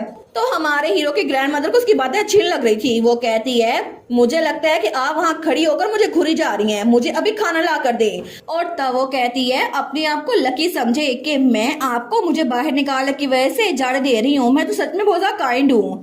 तो तब हमारे केमन की ग्रैंड मदर कहती है अगर तुम्हें खाना खाना है तो काम करना पड़ेगा। वो कहती है क्या मैंने कुछ गलत सुना है? तो लेडी ऑरलाइन कहती है ऐसा लगता है कि इतनी छोटी सी उम्र में तुम्हारे कानों में मसला हो गया है। तो क्राउन प्रिंसेस कांग सीना कहती है आप मुझे कह रही हैं मैं काम करूं, अगर आपको सजा नहीं भुगतनी तो मुझे खाना ला कर दें, सही वाला। तो हमारी हीरो की ग्रैंड मदर कहती है पोस्टिन किंगडम की टेरिटरी नहीं है, इसी वजह से मेरे पास कोई रीजन नहीं है कि एक इम्पोलाइट इंट्रूडर की बात पे ऐसे मैं कोई बिहेव करूं। तो कांग सीना कहती है मैं क्राउन प्रिंसेस हूँ, अगर आप दोनों के दरमियान डिप्लोमेटिक क्राइसिस हो गया तो फिर मुझे ना बताइएगा, मेरा बिलव डेविड वो तो आपको जाने ही देगा। लेकिन थोड़ी देर बाद ही वो वहां पर गार्डन में खड़ी थी। वो कहती है हैं ये क्या हुआ? तो हमारे हीरो की ग्रैंड मदर जाते हुए कहती है अपनी सारी बातें बात के लिए संभाल के रखना, क्योंकि अगर काम खत्म ना हुआ तो तुम्हें खाने को कुछ नहीं मिलेगा। एक बार तुमने सारे के सारे फ्लावर बेड को पानी दे दिया तो फिर मैं तुम्हें खाना दे दूंगी। वो सोचती है कि यार ये कितना अनफेयर है, मुझे ये काम क्यों करना पड़ रहा है। लेकिन वो ना चाहते हुए भी फ्लावर्स के पास बैठ गई थी, उनको पानी देने लग गई थी। वो कहती है एक बार डेविड यहाँ पर आ गया ना, मैं सबको पनिश करवाऊंगी। तभी वहां से हाई प्रीस्ट गुजरता है और दोनों की नजर टकराती है। वो कहता है ये तो फेक सेंटस है। तो वो कहती है क्या तुमने फेक किसे बोला? तो हाई प्रीस्ट कहता है तुम फेक हो, और वैसे भी तुम अपने मिशन को इग्नोर करके जो तुम्हें इस दुनिया में दिया गया है, तुम यहाँ पे आराम कर रही हो। वो कहती है मैं कोई आराम नहीं कर रही, मैं काम कर रही हूँ, अपना मिशन पूरा कर रही हूँ। तो हाई प्रीस्ट कहता है क्या तुम्हें पता भी है तुम्हारा मिशन है क्या? वो कहती है ऑफ कोर्स मुझे पता है, मुझे डेविड से शादी करनी है और हमेशा खुशी खुशी रहना है, यही मेरा मिशन है। और वो सोचती है एग्जैक्टली नवल में ऐसा ही तो हुआ था। तो हाई प्रीस्ट कहता है सच में ये तुम्हारी अपनी वेलबींग के लिए है, कोई मिशन नहीं है, क्या ये इडियट है? वो कहती है इडियट किसे बोल रहे हो, यही मेरा मिशन है, तो मैं बता तो रही हूँ। लेकिन ये रूड इंसान यहाँ पर कर क्या रहा है? वो चिल्ला कहती है गार्ड गार्ड। वो सोचता है क्या मैं हूँ रूड? लेकिन तभी वो चिल्ला कहती है यहाँ पर एक सस्पिशियस आदमी है, इसको बाहर निकालो अभी के अभी। तो एंड्री वहां पर आता है। वो कहता है फादर मैं आपको ढूंढ रहा था, आप कहाँ पर थे? तो तभी कांगसीना कहती है सन एंड्री आप यहाँ पर आ गए हैं ना, तो अब इस आदमी को बाहर निकालें अभी के अभी। वो कहता है क्या इन्हें? लेकिन वो तो हाई प्रीस्ट था जिसका नाम था आर्नो, और उसका ऑक्यूपेशन हाई प्रीस्ट था, और वो तो 3 स्ट्रॉन्गेस्ट होली पावर में से एक पोजेस करता था। लेकिन तब एंड्री कहता है मैं प्लान करा था आप दोनों को एक दूसरे इंट्रोड्यूस करवाऊं। फादर ये है? तो वो कहती है फादर ये आदमी तो एक फ्रॉडिया है, मुझे बताओ आखिर ये ऐसे क्यों कह रहा है? तो एंड्री कहता है फ्रॉड, आखिर आप ऐसी बात क्यों करेंगे, आपको हाई प्रीस्ट से इज्जत से बात करनी चाहिए। तो कांगसीना कहती है बहुत सारे एविडेंस है, ये आदमी बार बार इंसल्ट किया जा रहा है, मुझे स्टार्ट से कह रहा है मैं फेक सेंटस हूँ। तो उसकी बात सुनकर एंड्री सोचता है क्या हाई प्रीस्ट ने बोला कि ये फेक सेंटस है, इसका मतलब है कि सच में फेक है। लेकिन इस बात से तो सारी की सारी कहानी बदल जाएगी। जैसे ही कांगसीना कहती है ना कि ये आदमी ये तो फ्रॉड है जो मुझे स्टार्ट से फेक सेंटस कह के बुला रहा है, तो तब हाई प्रीस्ट कहता है मुझे अच्छा लगेगा अगर तुम अपने सीक्रेट्स को खुद ही बाहर ना निकालो। तो वो कहती है मेरे पास छुपाने के लिए कुछ भी नहीं है, तुम्हारे जैसा फ्रॉड ऐसा ही सबक डिजर्व करता है। तो एंड्री कहता है क्या आप इस बात पे पूरी यकीन है? तो हाई प्रीस्ट कहता है बिल्कुल मैं कसम खा सकता हूँ। वो कहती है आखिर तुम इस लो लाइफ प्रीस्ट की बात क्यों सुन रहे हो जिसके पास डिवाइन पावर भी नहीं है? तो एंड्री कहता है मुझे माफ कीजिएगा लेकिन मुझे थोड़ा काम है, मैं चलता हूँ। तो कांगसीना कहती है सर एंड्री मेरी बात तो सुन ले। लेकिन हाई प्रीस्ट भी जाते हुए कहता है मैं भी चलता हूँ, मुझे किसी फेक सेटर से बात नहीं करनी।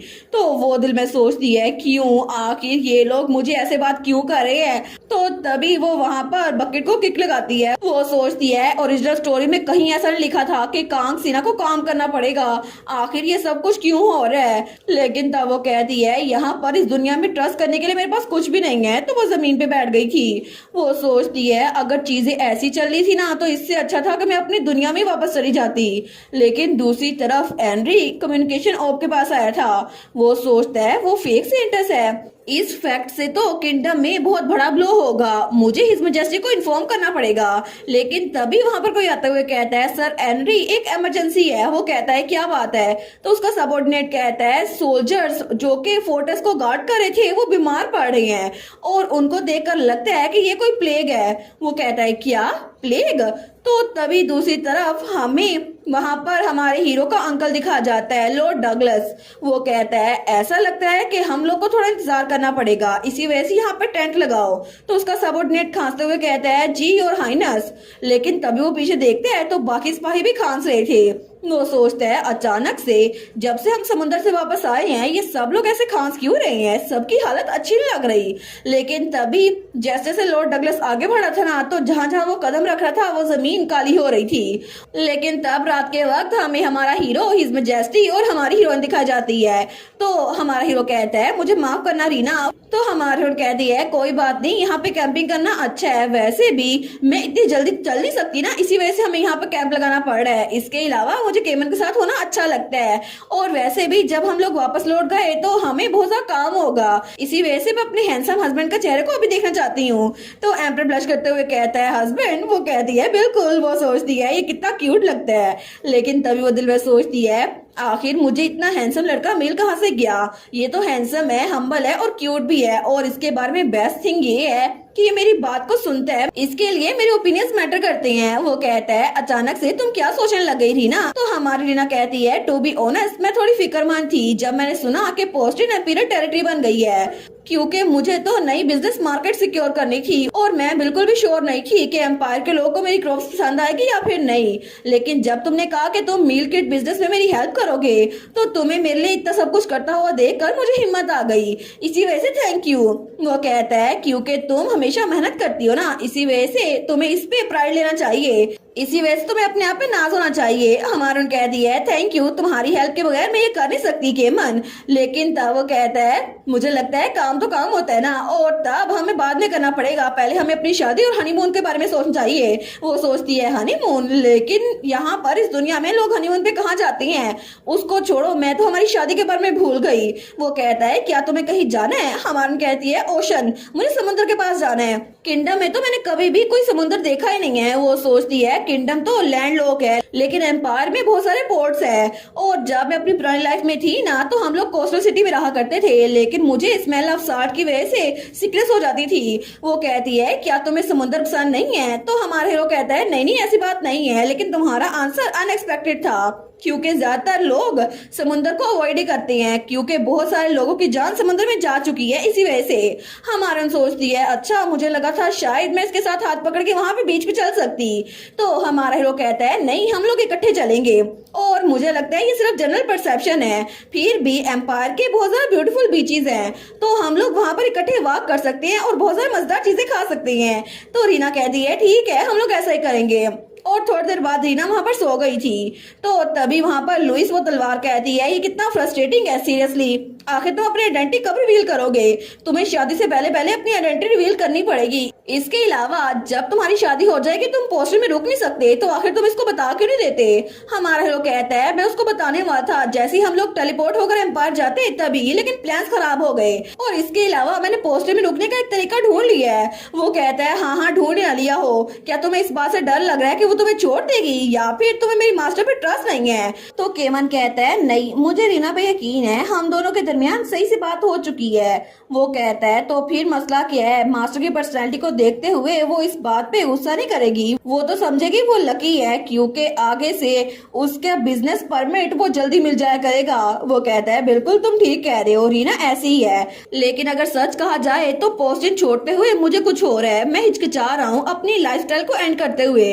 तो लुइस कहता है क्या मतलब है इस बात से, क्या सच में ये रूरल लाइफ तुम्हें सूट कर रही है? वो कहता है लुइस तुमने मेंशन किया था ना कि कैसल की दीवार पे टंगे रहना बहुत ज्यादा बुरा था, है ना? वो कहता है बिल्कुल, एक तलवार के तौर पर मेरे लिए मौत था। तो हमारा हीरो कहता है मुझे भी बिल्कुल ऐसा ही फील होता है, जब से मैं एम्पायर बना हूं ना मैंने हमेशा एम्पायर के लोगों की फिक्र की है, लेकिन जिंदा रहने का सिर्फ एक ही तरीका था, और अगर मेरे ग्रेडी अंकल को एम्पायर बना दिया जाता तो मेरी बहनों को और मुझे वो अकेला ना छोड़ता। इसी वजह से मैं उस रिस्पॉन्सिबिलिटी के नीचे कुचला जा रहा था, जिसकी वजह से मुझे सबको प्रोटेक्ट करना था। मैंने अपने आप पे फिक्र करना बंद कर दी, मैंने अपना ध्यान रखना बंद कर दिया, और ग्रेजुअली मैं सेंस ऑफ डायरेक्शन लाइफ में खोता जा रहा था। लेकिन मैं ये बात भी जानता था कि पूरे एम्पायर में हाईएस्ट पोजीशन मेरे पास है, और मैं इतना ज्यादा शानदार खाना खाता हूँ और इतने ज्यादा अच्छे इलाके में रहता हूँ, फिर भी वो जगह मेरे लिए किसी टॉम की तरह थी। तो लुइस कहता है एक टॉम? क्या सच में तुम थ्रोन से उतरना चाहते हो? वो कहता है नहीं, मैं पहले चाहता था लेकिन अब नहीं, अब मैंने पोस्टिंग में लोगों की मेहनत को देखा है और मैं हार्वेस्ट के रिवॉर्ड को एंजॉय कर सकता हूँ। मुझे डेली लाइफ की प्रीशियसनेस का पता चल गया है, बहुत सारी इमोशंस जो मैं भूल चुका था अब मुझे याद आ गई है, सिर्फ इसी वजह से क्योंकि रीना की वजह से मुझे डायरेक्शन ऑफ लाइफ मिल चुकी है। और ये ना सिर्फ मार्शल एम्पायर के एम्पर के तौर पर बल्कि एक इंसान कैमिन मार्शल के तौर पर, जब मैं वापस लौटूंगा ना तो पहले से अच्छा एम्पर बनूंगा।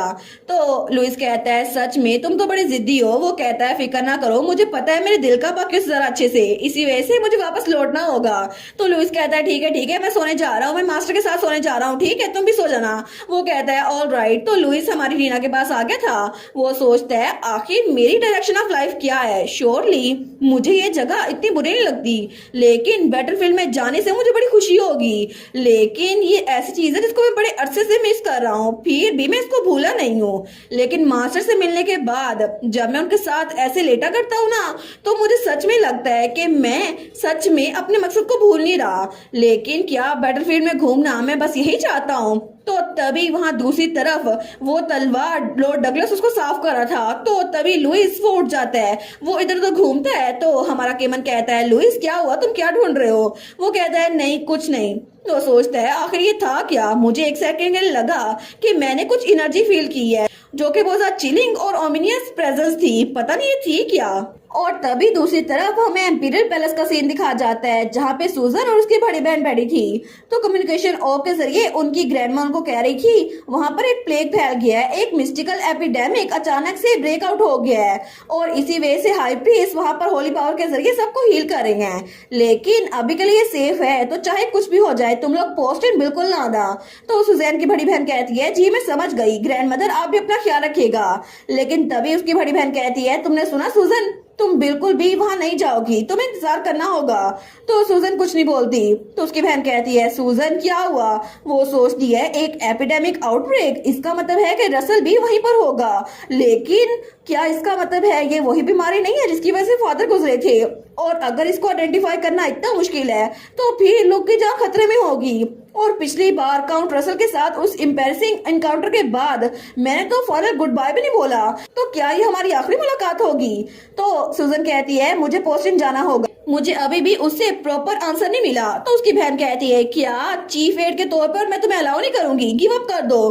तो सूजन कहती है बिल्कुल नहीं, हमने तो बिल्कुल अपनी फीलिंग्स को कन्फेस नहीं किया, हम लोग ऐसे मर नहीं सकते अलग अलग होके। तो वो भागने लगती है। वो कहती है मुझे तो अभी भी उससे आई लव यू बोलना है। तो उसकी बहन कहती है सूजन। तो तब वो सोचती है आखिर मेरी बहन पागल तो नहीं हो गई, अभी कुछ दिनों पहले ही ये तो रो रही थी कि इसको रिजेक्ट कर दिया गया है, लेकिन फिर से देखो ये कितनी जिद्दी है, लगता है मेरी फैमिली में सारी बड़ी जिद्दी है। तो तब वहां पर उसकी एडवाइजर आती है। वो कहती है क्या मैं आपके लिए मेडिसिन और टी प्रिपेयर करूं। वो कहती है बिल्कुल दोनों प्रिपेयर कर दो। लेकिन तभी उसी पल हमें क्राउन प्रिंस डेविड दिखा जाता है। तो वो बॉर्डर को देखते हुए कहता है क्या अचानक से ये दीवार यहाँ पर कैसे आ गई। तो उसके एडवाइजर कहते हैं ये तो मैप पे भी नहीं था, लगता है कि एम्पायर वालों ने यहाँ पर मैजिक से ये दीवार बनाई है। तो वो कहता है अच्छा तो ये बात है। तो उसका एडवाइजर कहता है जी बिल्कुल। वो सोचता है मुझे लगता है कि जरूर ड्यूक फोन भी इसी वजह से यहाँ से बाहर नहीं आ सके होंगे और ये टेरिटरी पार करना रीना के लिए भी मुश्किल होगा, चीजें कुछ सही नहीं लग रही। वो कहता है मैजिकल आर्टिफैक्ट के जरिए यहाँ पर इस बॉर्डर के दरमियान कोई गैप ढूंढो। वो कहते हैं जी और हाइनस। तो क्राउन प्रिंस एक पत्थर पे बैठ गया था। वो सोचता है मैं तो अपने साथ लोग को लेकर आया लेकिन उन्होंने पहले इन्वेस्टिगेशन की नहीं थी, ये लोग तो बेवकूफ है जिन्होंने मुझे कांसिना से शादी करने का मशवरा दिया था। अगर मुझे पहले पता होता ना कि ये सब कुछ होने वाला है तो फिर मैं पहले अपने साथ ज्यादा सोल्जर्स ले आता, लेकिन ये सब कुछ सिर्फ तब होता ना अगर मेरे फादर ने मुझे पोज ना किया होता। तो जब अपने फादर के पास गया था तो उसके फादर ने कहा था तुम आर्मी को लेके जाना चाहते हो, तुम्हें सच में लगता है कि अगर तुम ऐसा करोगे तो कोई जंग नहीं छिड़ेगी। वो सोचता है आखिर उनको एम्पायर से इतना डर क्यों लगता है, लेकिन एक बार मैं किंग बन गया तो मैं इस मसले को ओवरलुक नहीं करूंगा, ना ही उस बेइज्जती को भूलूंगा जो कि उस एम्परर ने मेरे साथ की है। उसने रीना को मुझसे चुरा लिया जिसे मेरी वाइफ बनना था। लेकिन तभी उसका एडवाइजर आता है। वो कहता है योर हाइनस यहाँ पर करीब ही किसी ने कैंपिंग की हुई है, मैं उन्हें दूर से देख कर आया हूँ, उनको देखकर लगता है कि वो लोग नोबल्स हैं और अगर आप चाहें तो उनसे मदद मांग सकते हैं। तो क्राउन प्रिंस डेविड वो सोचता है ऐसी जगह पर कैंपिंग, ऐसा लगता है वो लोग किसी और जगह से आए हैं।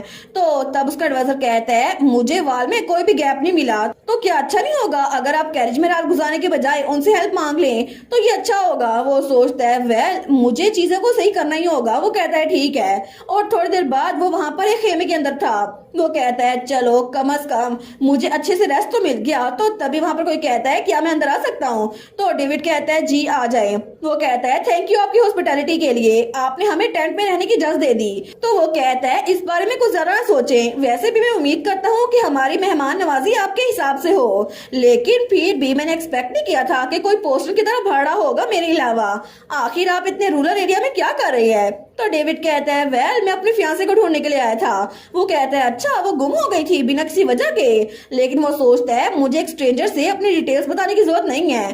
तो डेविड कहता है जी बस कुछ ऐसा ही हुआ था। तो डगलस कहता है कि आप मुझे बताएंगे नहीं हुआ क्या था एग्जैक्टली। वो सोचता है आखिर मुझसे ऐसी बातें क्यों कर रहा है। लेकिन तभी लॉर्ड डगलस कहता है दूसरों को मसले बताने से मसले हल हो जाते हैं, क्या पता हम सॉल्यूशन ढूंढ लें। और तभी अपनी तलवार पे हाथ रखता है। वो कहता है कि आप एग्री नहीं करते।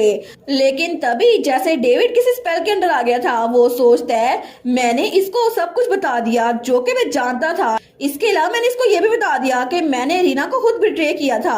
असल में उसको क्राउन प्रिंसेस के ओहदे से मैंने हटाया था और इसीलिए वो यहाँ पर पोस्टिंग में भेजी गई थी। लेकिन तभी डगलस कहता है अच्छा ये तो बड़ा डिस्ट्रेसिंग होगा आपके लिए। वो सोचता है क्या क्या? तो डेविड सोचता है आखिर मैंने इसको अपने बारे में सब कुछ क्यों बताया? ऐसा लगता है मैं किसी स्पेल के अंडर हूँ, लेकिन फिर भी इसको पता चल गया मैं क्राउन प्रिंस हूँ, फिर भी ये कुछ कह नहीं रहा। इसका मतलब ये किंगडम से नहीं है। तो वो कहता है क्या आप एम्पायर से हैं? तो डगलस कहता है बिल्कुल, मैं हूँ डगलस मार्शल, पुराने एम्पर का बेटा। तो वो सोचता है इसका मतलब है ये अभी वाले एम्पर का अंकल होगा, तो जरूर ये अपने नेफ्यू को जाकर कुछ ना कुछ बताएगा। वो कहता है फिक्र मत करें, मुझे ना ही किंगडम में इंटरेस्ट है और ना ही एम्पायर में। मोर इम्पोर्टेंटली आपको इस तलवार के बारे में क्या लगता है? आप इसको पकड़ना चाहेंगे? तो डेविड सोचता है आखिर ये सब कुछ हो क्यों रहा है? मैं तो सच में इस आदमी से दूर होना चाहता हूँ। आखिर ये करना क्या चाहता है? लेकिन कुछ भी हो जाए बस मैं इस तलवार को पकड़ूंगा और इसके बाद बातें करके यहाँ से निकल जाऊंगा। तो क्राउन प्रिंस डेविड कहता है इसकी ब्लेड तो बिल्कुल ब्लैक हो गई है। क्या आप इस किंगडम में इस स्वॉर्ड की वजह से आए थे? लेकिन आप अपने सोल्जर के साथ पोस्टिंग क्यों दाखिल हो रहे हैं? तो डगलस कहता है ऐसा लगता है कि तुम्हें स्वॉर्डमैनशिप में थोड़ा सा इंटरेस्ट है, तुम्हारी हथेलियां बहुत ज्यादा सॉफ्ट है, लगता है कि तुम जरा प्रैक्टिस नहीं करते। तो वो कहता है बस कर दें, मुझे ये बताएं आखिर आपका ऑब्जेक्टिव है क्या? लेकिन तब डगलस सोचता है वेल इससे फर्क नहीं पड़ता, इसकी बॉडी मेरे लिए काफी होगी क्योंकि तलवार में रहकर मैं वैसे ही कुछ नहीं कर सकता, और ये इस बूढ़े आदमी की बॉडी वैसे भी मेरे लिए बिल्कुल भी ठीक नहीं है। तो तब उठते हुए कहता है तुम कितने बेसब्रे हो, मैं तुम्हें बस एक चीज देना चाहता हूँ। और तभी वो वहाँ आगे बढ़ता है और डेविड का हाथ पकड़ लेता है। तो वो कहता है मैं तुम्हें अपनी पावर देना चाहता हूँ, तुम्हारी जैसी बॉडी मेरी जिस तलवार के लिए बिल्कुल जबरदस्त रहेगी क्योंकि तुम्हारे मसल तो मैं खुद ही बना लूंगा, बस मुझे एक इंसानी बॉडी की जरूरत थी। तो तभी वहाँ पर ब्लैक धुआं फैल रहा था। तो डेविड कहता है आखिर ये हो क्या रहा है? तभी उसका एडवाइजर आता है, वो कहता है योर हाइनेस आखिर हुआ क्या है? लेकिन तभी जब वो देखते हैं तो लॉर्ड डगलस ने क्राउन प्रिंस को उसकी गर्दन से पकड़ा हुआ था। तो वो कहते हैं Lord Douglas crown Prince David, लेकिन तभी वो ब्लैक धुआं जाकर क्राउन प्रिंस डेविड के गले में जा रहा था। तो तब वो चिल्ला कहता है मुझे छोड़ो, और तभी उसी वक्त जैसे ही वो धुआं क्राउन प्रिंस डेविड के गले की तरफ जाता है उसी वक्त लॉर्ड डगलस वहां नीचे गिर जाता है, और इस बार वो तलवार लॉर्ड डगलस की बॉडी को छोड़कर क्राउन प्रिंस की बॉडी में दाखिल हो चुकी थी, और इस बार वो बॉडी उसके कंट्रोल में थी और क्राउन प्रिंस डेविड भी। जैसे ही लॉर्ड डगलस नीचे गिरता है ना तो उसका सबऑर्डिनेट उसके पास भागता हुआ आता है। वो कहता है लॉर्ड डगलस प्लीज सेंसेस में वापस आए। वो सोचता है क्या ये मर तो नहीं गए, लेकिन तभी वहां पर क्राउन प्रिंस डेविड के पास उसके सबऑर्डिनेट आते हैं। वो कहते हैं क्या आप ठीक तो हैं योर हाइनेस? तो दूसरा कहता है आपकी तबीयत ठीक नहीं लग रही, लेकिन तभी डगलस का सबऑर्डिनेट उसको देखता है। वो सोचता है शुरू में मुझे लगा था शायद वो उसको कॉलर पकड़ रही है, लेकिन वो टेंटिकल जैसी चीज लॉर्ड डगलस के मुंह में जो पहले गई थी अब वो हिज हाइनेस के मुंह में चली गई है। इसका मतलब थी वो कोई चीज अजीब सी थी। तो तभी डगलस उठते हुए कहता है आखिर यहाँ पर इतना शोर क्यों हो रहा है? तो उसका सबऑर्डिनेट कहता है क्या शुक्र है आप उठ गए, क्या आपकी बॉडी अनहार्म्ड है? वो कहता है आखिर ये जगह है कौन सी? मुझे लगा था मैं समुद्र के अंदर खड़ा हूँ। तो उसका सबऑर्डिनेट कहता है लेकिन आप तो ईगो स्वॉर्ड को लेकर समुद्र से आ गए थे, आपने कहा था आपको पोस्टिन आना है।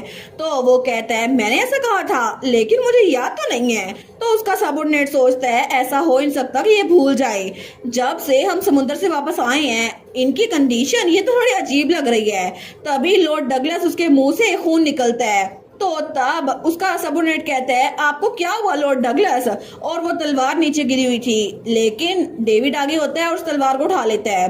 वो कहता है एज एक्सपेक्टेड ये यंग बॉडी मुझे जरा सूट करती है, और तब अपनी गर्दन को ठीक करता है। वो कहता है सच में कितना रिफ्रेशिंग है। तो उसके सोल्जर सोचते हैं कुछ अजीब लग रहा है, ऐसा लगता है कि ये हिज हाइनेस नहीं है। वो कहता है योर हाइनेस, लेकिन तभी डगलस का साथी कहता है अब वो तुम्हारे मास्टर बिल्कुल नहीं रहे। तो वो कहता है क्या? लेकिन तभी क्राउन प्रिंस डेविड कहता है मुझे लगा था कि तुम एक बेवकूफ हो, लेकिन सच में तुम्हें पता चल गया।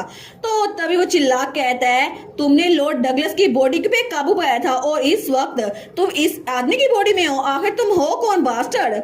तो क्राउन प्रिंस स्माइल करते हुए कहता है मैं एक नोबल बीइंग हूँ जिसको तुम लोग को एम्पर बनाने के लिए चुना गया है, लेकिन मेरी वजह से तुम लोगों ने सारी की सारी पावर अपना दिल खोल के इस्तेमाल की।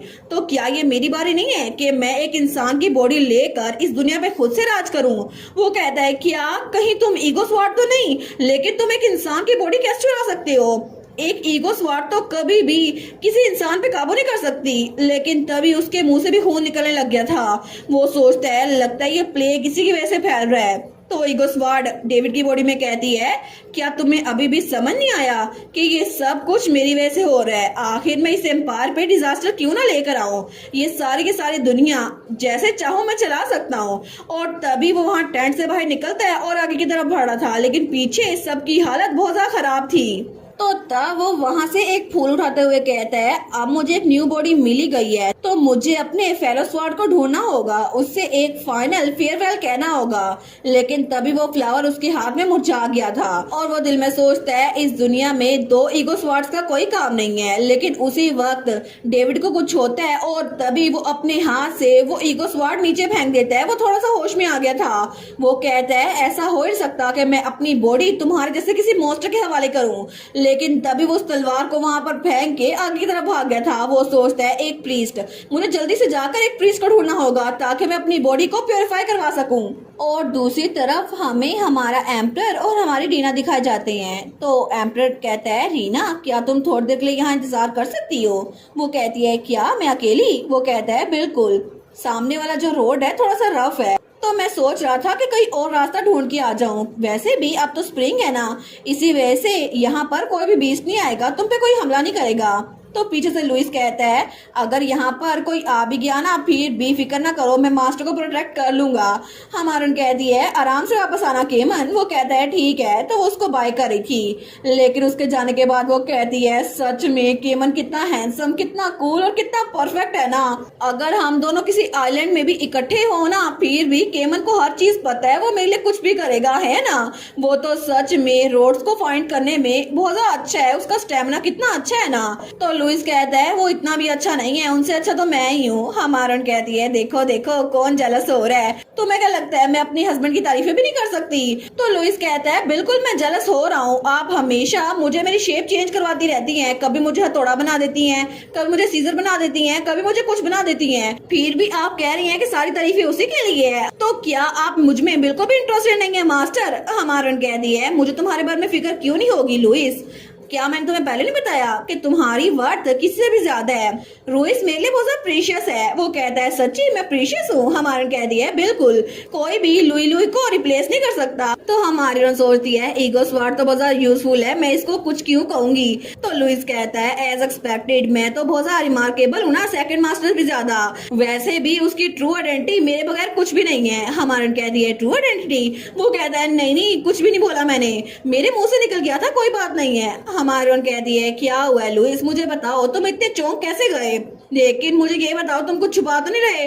लुइस कहता है, नहीं नहीं मास्टर, कोई बात नहीं है। हमारन कहती है, तुम दोनों तो मुझसे सीक्रेट रखे हुए हो, पता नहीं जब भी मैं तुम लोगों से दूर होती हूँ तुम लोग तो आपस में बातें करते रहते हो, मुझे बताते ही नहीं हो। वो तो ड्रामा कर रही थी। तो लुइस कहता है, नहीं मास्टर। तो हमारी रीना उसको पकड़ते हुए कहती है, मैं आराम से पूछ रही हूँ, मुझे बता दो, क्या छुपा रहे हो? वो कहता है, कोई बात नहीं है, और वैसे भी उसने कहा था वो खुद ही आपको बता देगा, इसी वजह से मैं इस मूवमेंट को पहले बर्बाद नहीं कर सकता। हमारन कह रही है, बस मुझे बता दो किस तरह का सीक्रेट है। मुझे लगता है उसने कहा था वो अपनी फैमिली से मिलने के बाद मुझे बताएगा, फिर भी उसने कहा था जब मैं उसका घर देखूं तो शौक ना हो जाऊं। वो कहता है, नहीं नहीं, मुझे कुछ नहीं पता। हमारन कहती है, आखिर उसका घर है कैसा? कहीं वो पैलेस में तो नहीं रहता? कहीं केमन एक्चुअली में कोई एम्परर तो नहीं है? तो उसकी बात सुनकर लुइस बिल्कुल खामोश हो गया था। हमारन कहती है, क्या तुम इतने चुप क्यों हो गए हो? वो कहता है, नहीं नहीं मास्टर, बस ये तो इत्तेफाक होगा। हमारन कहती है, एक मिनट। वो सोचती है, कहीं ऐसा तो नहीं, मैंने पहले भी सोचा था जब ये मुझे अपना इंट्रोडक्शन करवा रहा था, इसने कहा था कि मैं जिसके पास भी हूँ वो एम्परर बन जाता है, और यहाँ पर केमन भी इसको ढूंढने के लिए आया था, और तभी भी इसने कहा था, मास्टर कहीं वो आदमी एम्परर तो नहीं है? इसने ऐसा पहले कुछ कहा था। वो हंसते हुए कहती है, सच में लुइस, मैं क्या ही सोच रही हूँ, वो एम्परर नहीं है ना? तो लुइस भी हंसने लग जाता है। हमारन कहती है, एक मिनट। वो सोचती है, सच में कहीं केमन वो असल में एम्परर तो नहीं है? और वो तो इसको इमेजिन भी कर लेती है। वो सोचती है, अगर वो सच में एम्परर है तो आखिर में उससे ऐसे बिहेव क्यों कर रही थी? वो तो अपना सर पकड़ लेती है। लेकिन लुइस सोचता है, लगता है इनको पता चल गया। तो हमारी रीना कहती है मुझे बस लगा था कि वो एम्पायर का बहुत सा वेल्दी नोबल होगा, लेकिन ये तो किसी और ही लेवल पे है। लुइस कहता है मैंने आपको कुछ नहीं बताया। हमारन कहती है तो इसी वजह से वो मेरे फादर से डर नहीं रहा था, क्योंकि अभी सारी बातें सेंस बना रही हैं। लेकिन अगर ऐसे ही कहा जाए तो लेडी और लाइन केमन की ग्रैंड मदर है ना, इसका मतलब है कि वो भी एम्पायर से होंगी। तो वो कहता है बिल्कुल, वो पुराने एम्पर की वाइफ है, जिसकी वजह से वो अपने घर से भाग आई थी डिवोर्स लेने के बाद, ताकि वो यहाँ पर रह सके। वो सोचता है मैं तो गया काम से, सब कुछ पता चल गया इसको। तो हमारन कहती है पुरानी वाइफ, इसका मतलब है वो पुरानी एम्प्रेस थी। तो इसका मतलब है कि केमन के सबऑर्डिनेट्स वो सारे के सारे एम्पीरियल नोबल्स हैं। मुझे ये ना बताना कि वो सस्पिशियस प्रीस्ट वो भी असल में कोई हाई प्रीस्ट है। तो लुइस कहता है आप तो अचानक से होशियार बन गई मास्टर। हमारन कहती है मुझे ये भी ना बताना कि पोस्टिन में अचानक से वो जो बॉर्डर बन गया है वो मेरी वजह से बना था। वो कहता है बिल्कुल बिल्कुल, मैंने सुना था कि वो बहुत सा डिफिकल्ट स्पेल था। हमारे हीरो को तो चक्कर आ रहे थे। वो कहती है ये सब कुछ कैसे हो गया। तो लुइस कहता है मास्टर प्लीज मुझे माफ कर दें, आप ठीक तो है ना, मैंने आपको सच बताना था, लेकिन सेकंड मास्टर केमन उन्होंने कहा था वो आपको खुद ही बता देंगे। मुझे पता है कि आपको बुरा लग रहा होगा, लेकिन जरा डिसअपॉइंट मत होए। हमारे उन कहती है डियर हेवन, इसका मतलब है मैं तो अब केमन को और भी पसंद करने लग गई हूँ। सच में वो तो एक एम्परर है, उसने सिर्फ नेशनल बॉर्डर मेरे लिए बनाया, वो मेरे लिए इतना सब कुछ कर रहा है। तो तब वो सोचती है वो बॉयफ्रेंड जिसको मैं फार्म वर्क करते हुए मिली थी, असल में वो एक एम्परर निकला। तो अब तो मेरे बिजनेस में कोई भी रुकावट नहीं होगी, इसका मतलब है मुझे परमिट जल्दी मिल जाया करेंगे। तो लुइस कहता है जैसे कि मैंने सोचा था, सच में ऐसा हो ही सकता कि आप डिसअपॉइंट हो जाएं। और तब वो कहता है पता नहीं सेकंड मास्टर इतने डर क्यों रहे थे, आप तो सच में बड़ी खुश लग रही हैं, लेकिन आप बिल्कुल भी उसको बताइएगा नहीं कि मैंने आपको सब कुछ बता दिया है, ठीक है। हमारन कहती है लेकिन क्यों नहीं। वो कहता है क्योंकि मैंने प्रॉमिस किया था ना इस बात को सीक्रेट रखूंगा। हमारन कहती है इसको छुपा के रखने से क्या ही फायदा होगा, वैसे भी इसको सीक्रेट रखा ही क्यों था। तो तभी वो कहता है उसने कहा था कि वो आपसे बहुत ज्यादा प्यार करता है, इसी वजह से जब भी वो आपके साथ काम करता है ना या आपके साथ कुकिंग करता है और उस छोटे से घर में रहता है तो उसको बहुत ज्यादा अच्छा लगता है। इसी वजह से वो अपनी ट्रू आइडेंटिटी इतनी जल्दी आपके सामने रिवील नहीं कर सकता, क्योंकि उसे लगा था वो आपको धोखा दे रहा है और जब आपको पता चलेगा तो आप बुरा मान जाएंगी। लेकिन वो आपको एम्पीरियल पैलेस ले जाकर सब कुछ बताना चाहता था, लेकिन जैसे कि आपको पता है एम्पीरियल पैलेस इतनी भी वार्म और वेलकमिंग जगह नहीं है। तो हमारे उन सोचती है अगर मैं एम्पीरियल पैलेस चली गई तो मैं ऐसे जी नहीं पाऊंगी जैसे अब जी रही हूँ, क्योंकि लाइफ ऑफ पोस्टिन ये तो बहुत इंजॉयबल है, लेकिन एम्पीरियल पैलेस में मुझे हमेशा फिर से वैसे बन के रहना पड़ेगा जैसे कि असल में रीना रहा करती थी। तो इसका मतलब है मैं फार्मिंग नहीं कर सकती, लेकिन शायद इसी वजह से केमन मुझे बता नहीं पा रहा था, और अगर उसकी आइडेंटिटी रिवील हो गई तो हमारा रिलेशनशिप बिल्कुल चेंज हो जाएगा। इसके अलावा वो ये बात जानता है कि मुझे फार्मिंग कितनी पसंद है और पोस्टिन भी। तभी पीछे से कोई कहता है रीना। हमारन कहती है क्या केमन। वो सोचती है ये कब आ गया। तो केमन कहता है सॉरी मैं तुम्हें डराना चाहता था, लेकिन क्या तुम ठीक हो। वो कहती है हाँ मैं बिल्कुल ठीक हूँ। योर मजा नहीं मेरा मतलब है केमन। और हमारी हीरोइन तो टेरिबल एक्टिंग कर रही थी। तो केमन कहता है आखिर तुम अचानक से ऐसे क्यों बोलने लग गई। हमारन सोचती है नेचुरली एक्ट करो। वो कहता है अगर हम इस रास्ते से जाए ना तो आगे एक रोड आ जाएगा, मैं तुम्हारे लिए कुछ फ्रूट्स लेकर आया हूँ, चलो चलते हुए खाते हैं। हमारन थोड़ा ऑकवर्ड हो गई थी। वो कहती है थैंक यू योर मतलब केमन। तो वो कहता है सच में कितना अजीब है, कहीं ऐसा तो नहीं। हमारन सोचती है मैं पकड़ी तो नहीं गई। वो उसके माथे पे हाथ रखते हुए कहता है तुम्हारी तबीयत तो ठीक है ना, लेकिन अच्छा हुआ तुम्हें बुखार नहीं है। हमारन कहती है मैं बिल्कुल ठीक हूँ केमन। वो सोचती है मुझे कुछ भी समझ नहीं आ रहा आखिर मैं केमन को कैसे ट्रीट करूं।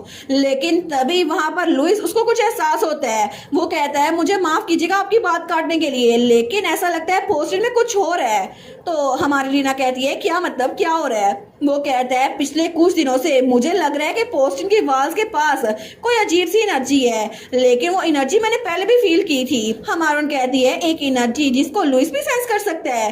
तो रीना कहती है कहीं ये कोई और ईगो स्वॉर्ड तो नहीं है, क्या पता तुम्हारी सिबलिंग स्वॉर्ड हो, है ना। लुइस कहता है ऐसा हो सकता है। तो हमारियन कहती है फिर तो वंडरफुल है ना लुइस, क्योंकि तुम स्वॉर्ड ऑफ अबंडेंस हो, तो क्या पता तुम्हारी सिबलिंग स्वॉर्ड वो स्वॉर्ड ऑफ पीस हो। तो लुइस कहता है स्वॉर्ड ऑफ पीस। हमारियन कहती है हाँ ऐसा हो सकता है। वो कहता है मैं उम्मीद करता हूँ ऐसा ही कुछ हो। लेकिन दूसरी तरफ हमें वहां पर क्राउन प्रिंस दिखा जाता है जिसको चक्कर आ रहे थे। वो सोचता है सुबह हो भी गई है, लेकिन मैं यहाँ से भाग आया, फिर भी यहाँ पर मुझे कोई ना कोई प्रीस्ट मिल जाएगा ना। अगर मैं प्रीस्ट के पास गया तो वो इस एनर्जी को मुझसे दूर कर देंगे। और तभी उसे दरवाजा नजर आ जाता है। वो सोचता है क्या यहाँ पे कोई गार्ड नहीं है। वो दरवाजा बजाने लगता है। वो कहता है प्लीज दरवाजा खोलो, कोई यहाँ पर है। लेकिन तभी वो ईगो स्वॉर्ड उसके पीछे आ गई थी। वो कहती है मैंने एक्सपेक्ट नहीं किया था कि तुम इतने जिद्दी होगे। तो क्राउन प्रिंस कहता है मुझसे दूर रहो, मैं कभी भी तुम्हें अपनी बॉडी पे काबू पाने नहीं दूंगा। तो ईगो स्वॉर्ड कहती है सच में ये बहुत अनोइंग है। तो ईगो स्वॉर्ड उसके पीछे ही थी। लेकिन तभी दरवाजा खुलता है। तो तब क्राउन प्रिंस जब सामने देखता है तो तभी वहाँ पर कांग सीना खड़ी हुई थी। तो डेविड उसको देखते हैं। वो कहता है कांग सीना। तो सीना कहती है तुम यहाँ पर क्या कर रहे हो? अगर तुम मुझसे माफी मांगने के लिए आए हो थोड़ी देर हो गई है। वो कहता है रुको रुको सीना मेरी हेल्प करो। वो कहती है क्या? तो डेविड कहता है क्या तुम सेंटस नहीं हो? अपनी डिवाइन पावर यूज करो और इस स्वार्ड को दूर धकेल दो। वो कहती है डिवाइन पावर? तुमने मुझे वहां से बाहर निकाल दिया कि मैं एक फ्रॉड हूँ। अब तुम मुझे कह रहे हो कि मैं अपनी डिवाइन पावर यूज करूँ, लेकिन तुमने क्या बोला स्वार्ड? वो कहता है बिल्कुल, वो स्वार्ड मेरा पीछे नहीं छोड़ रही, प्लीज मेरी हेल्प करो। और वो स्वार्ड डेविड के पीछे ही थी। तो तभी वो स्वार्ड कहती है आखिर तुम हो कौन? तुम तो एक ऐसी लड़की हो जिसके अंदर बहुत सा अजीब सा ऑरा है। तो कांग सीना सोचती है क्या ये वही ईगो स्वार्ड नहीं है जो कि ओरिजिनल स्टोरी में मेंशन की गई थी? वो कहती है अच्छा तो तलवारें जो बोलती हैं वो सच में एग्जिस्ट करती हैं। तो तब वो सोचती है फिर भी कितना अजीब है, ओरिजिनल स्टोरी में लिखा हुआ था कि ईगो स्वार्ड बिल्कुल प्योर व्हाइट थी, तो आखिर ये बिल्कुल ब्लैक क्यों है? नहीं नहीं चाहे कुछ भी हो जाए ईगो स्वॉर्ड एक ही थी, तो क्या पता ये वही हो। वो कहती है ईगो स्वॉर्ड मेरी तरफ आओ, मैं तुम्हारी मास्टर बनने के लिए डेस्टाइन्ड हूँ। तो डेविड कहता है क्या उससे दूर रहो, वो स्वॉर्ड बहुत सारा डेंजरस है, उस स्वॉर्ड ने बहुत सारे लोग की जान ली है। तो कांग सीना कहती है बिल्कुल नहीं, मैं स्पेशल हूँ, तुम्हें पता नहीं है मैं इस दुनिया में लाई गई थी। वो कहता है सच में? तो ईगो स्वॉर्ड कहती है अच्छा तुम स्पेशल हो, मुझे लगा ही था कि तुम्हारी बॉडी में जो एनर्जी है वो एक्स्ट्रा ऑर्डिनरी है, तो मतलब तुम इस दुनिया से नहीं हो। तो डेविड कहता है अपनी बकवास बंद करो, ये ईगो स्वॉर्ड की तुमने बात सुनी है ना? तो वो कहता है सीना प्लीज अपने सेंसेस में वापस आओ, ये ईगो स्वॉर्ड बहुत सारे लोग की जान ले चुकी है। तो सीना कहती है झूठ बोलना बंद करो, ईगो स्वॉर्ड कभी भी कोई बुरा काम नहीं करती। तो वो स्वॉर्ड हंसते हुए कहती है बिल्कुल मैं ईगो स्वॉर्ड ही हूँ। तो डेविड कहता है उसकी बात मत सुनो जो वो कह रही है, प्लीज मुझ पे यकीन करो सीना। तो कांग सीना उसका हाथ झटक देती है। वो कहती है आखिर मैं तुम पे यकीन क्यों करूं? तुमने मुझे साइड पे हटा दिया, तुमने कहा तुम रीना को वापस ले आओगे, तो आखिर मैं तुम पे ट्रस्ट क्यों करूं? तो क्राउन प्रिंस डेविड कहता है असल में वो। तो कांग सीना कहती है अगर एक बार मैं ईगो स्वॉर्ड की मास्टर बन गई तो एम्परर खुद मेरे पास आएगा मुझे ढूंढने के लिए, और फिर तुम्हें फाइनली रियलाइज होगा कि मैं कितनी प्रीशियस हूँ। फिर तुम्हें पता चलेगा कि असल में ये स्टोरी ऐसी ही चलनी थी। तो क्राउन प्रिंस डेविड कहता है जरा होश में आओ कांग सीना, अपने डिल्यूजन से बाहर निकलो, ये सिर्फ एक फैंटेसी है जो तुमने खुद से बनाई है। एम्परर पहले ही रीना को अपनी वाइफ के तौर पर चूज कर चुका है और तुम किंगडम की क्राउन प्रिंसेस हो, मेरी वाइफ। तो कांग सीना कहती है तुम्हें तो ओरिजिनल स्टोरी के बारे में कुछ नहीं पता, तुम मुझे लेक्चर क्यों दे रहे हो? वो सोचता है ऑनेस्टली ये कितनी बेवकूफ है, लेकिन पीछे से वो तलवार सोचती है अच्छा तो ये है वो लड़की जिसकी वजह से इस आदमी के दिल में क्रैक पड़ रहा है, मुझे लगता है कि ये बिल्कुल सिंपल बन जाएगा। वो कहता है क्या तुमने कहा कि मैं तुम्हारे पास आऊंगा तो ये फेट होगी? क्या तुम कह रही हो कि तुम मेरी मास्टर बनोगी? तो कांग सीना कहती है बिल्कुल यही बात है, असल में इस आदमी को मेरे प्यार में पड़ना था और मुझे खुश रखना था, इसका यही काम था, लेकिन फिर भी ये सब कुछ गलत कर रहा है, ये डेविड की डेस्टिनी है कि वो मुझे खुश रखे। तो क्राउन प्रिंस डेविड सोचता है आखिर ये मेरी बात क्यों नहीं समझती, लेकिन तभी वो ईगो स्वॉर्ड उसके कान में जहर भरती है। वो कहती है सच में तुम कितने पिटीफुल हो ना, अगर ये लड़की यहाँ ना होती तो फिर तुम खुशी खुशी जिंदगी गुजार रहे होते, क्या पता वो लड़की रीना वो भी तुम्हारे साथ होती और तुम्हें खुश रखती, लेकिन ये सारी की सारी मिजरी इसी लड़की की वजह से है। तो क्या तुम अपनी बॉडी मुझे देना नहीं चाहोगे? अगर ये कांग सीना अचानक से आना चाहती तो फिर तुम अच्छे से रहते, तुम्हें लगता कि मेन विलन यही है? वो कहता है बिल्कुल, मेरी शादी रीना से होने वाली थी, लेकिन अगर ये ना आती तो मैं उसे एंगेजमेंट ना तोड़ता। ये सब कुछ कांसीना की वजह से हो रहा है। तो तब वो ईगो स्वाड उसे और मैनिपुलेट कर रही थी। वो कहती है बिल्कुल, तुम दूसरों पे इल्जाम लगाओ, यही काफी है। तुम इस इंसान को छोड़ दो, क्योंकि अगर तुमने अपनी सैनिटी को बिल्कुल छोड़ दिया तो मैं तुम्हारी बॉडी पे काबू पा सकता हूँ। और उसी वक्त उसने उसकी बॉडी पे कब्जा कर भी लिया था। तो कांगसिरा सोचती है क्या थोड़ी देर के लिए एटमॉस्फेयर थोड़ा चिलिंग बन गया था। वो कहती है डेविड। तो तभी डेविड वो हंसने लग जाता है, क्योंकि असल में ईगो स्वाड उसकी बॉडी पे काबिज हो चुकी थी। तो तब वो ईगो स्वाड कहती है मुझे तुम्हें थैंक यू बोलना चाहिए, तुम्हारी वजह से मेरे पास एक वीकनेस आई जिसकी वजह से मैं इस आदमी की बॉडी में दाखिल हो पाया। तो कांगसिना सोचती है क्या। वो कहती है ये इम्पॉसिबल है, स्टोरी में कहीं नहीं लिखा था कि ईगो स्वाड अपने मास्टर की बॉडी पे कब्जा कर सकती है। अगर ऐसे होता तो स्टोरी कभी भी प्लान के हिसाब से न चलती। तो तभी डेविड उसके पास होते हुए कहता है हालांकि तुम्हारी बॉडी बड़ी हो गई है, लेकिन तुम्हारा दिमाग अभी भी एरोगेंट बच्चों वाला है। क्या तुम्हें अभी भी बात समझ नहीं आई कि ये दुनिया तुम्हारी विल के हिसाब से नहीं चलेगी। और ये जो कहानी तुम बता रही हो ये पहले ही चेंज हो चुकी है, क्योंकि अब इस क्राउन प्रिंस डेविड की बॉडी मेरे कब्जे में है और तुम भी अब बच के नहीं निकल सकती। कांगसिना हमें पोस्टिंग का सीन दिखाया जाता है जहाँ पे कोई कहता है फादर आर्नो। वो कहता है हाँ, दूसरा कहता है फादर यहाँ पे एक और पेशेंट है। तो वो जल्दी से भागकर उस तरफ जाता है, लेकिन हाई प्रीस्ट तो बहुत ज्यादा थक गया था। वो सोचता है मैं तो सच में थक गया, लेकिन मैं तो यहाँ पर ऐश करने के लिए आया था, एम्परर की वेडिंग को एंजॉय करने के लिए और डिलीशियस फूड खाने के लिए। फिर भी किसे पता यहाँ पर कियोस आ जाएगा और मुझे सबको हील करना पड़ेगा। लेकिन तभी लेडी ऑरलाइन हमारे केमन की ग्रैंडमा निकलती है। वो कहती है यहाँ पर किस चीज ने ये काज की है। तो हाई प्रीस्ट कहता है लेडी ऑरलाइन।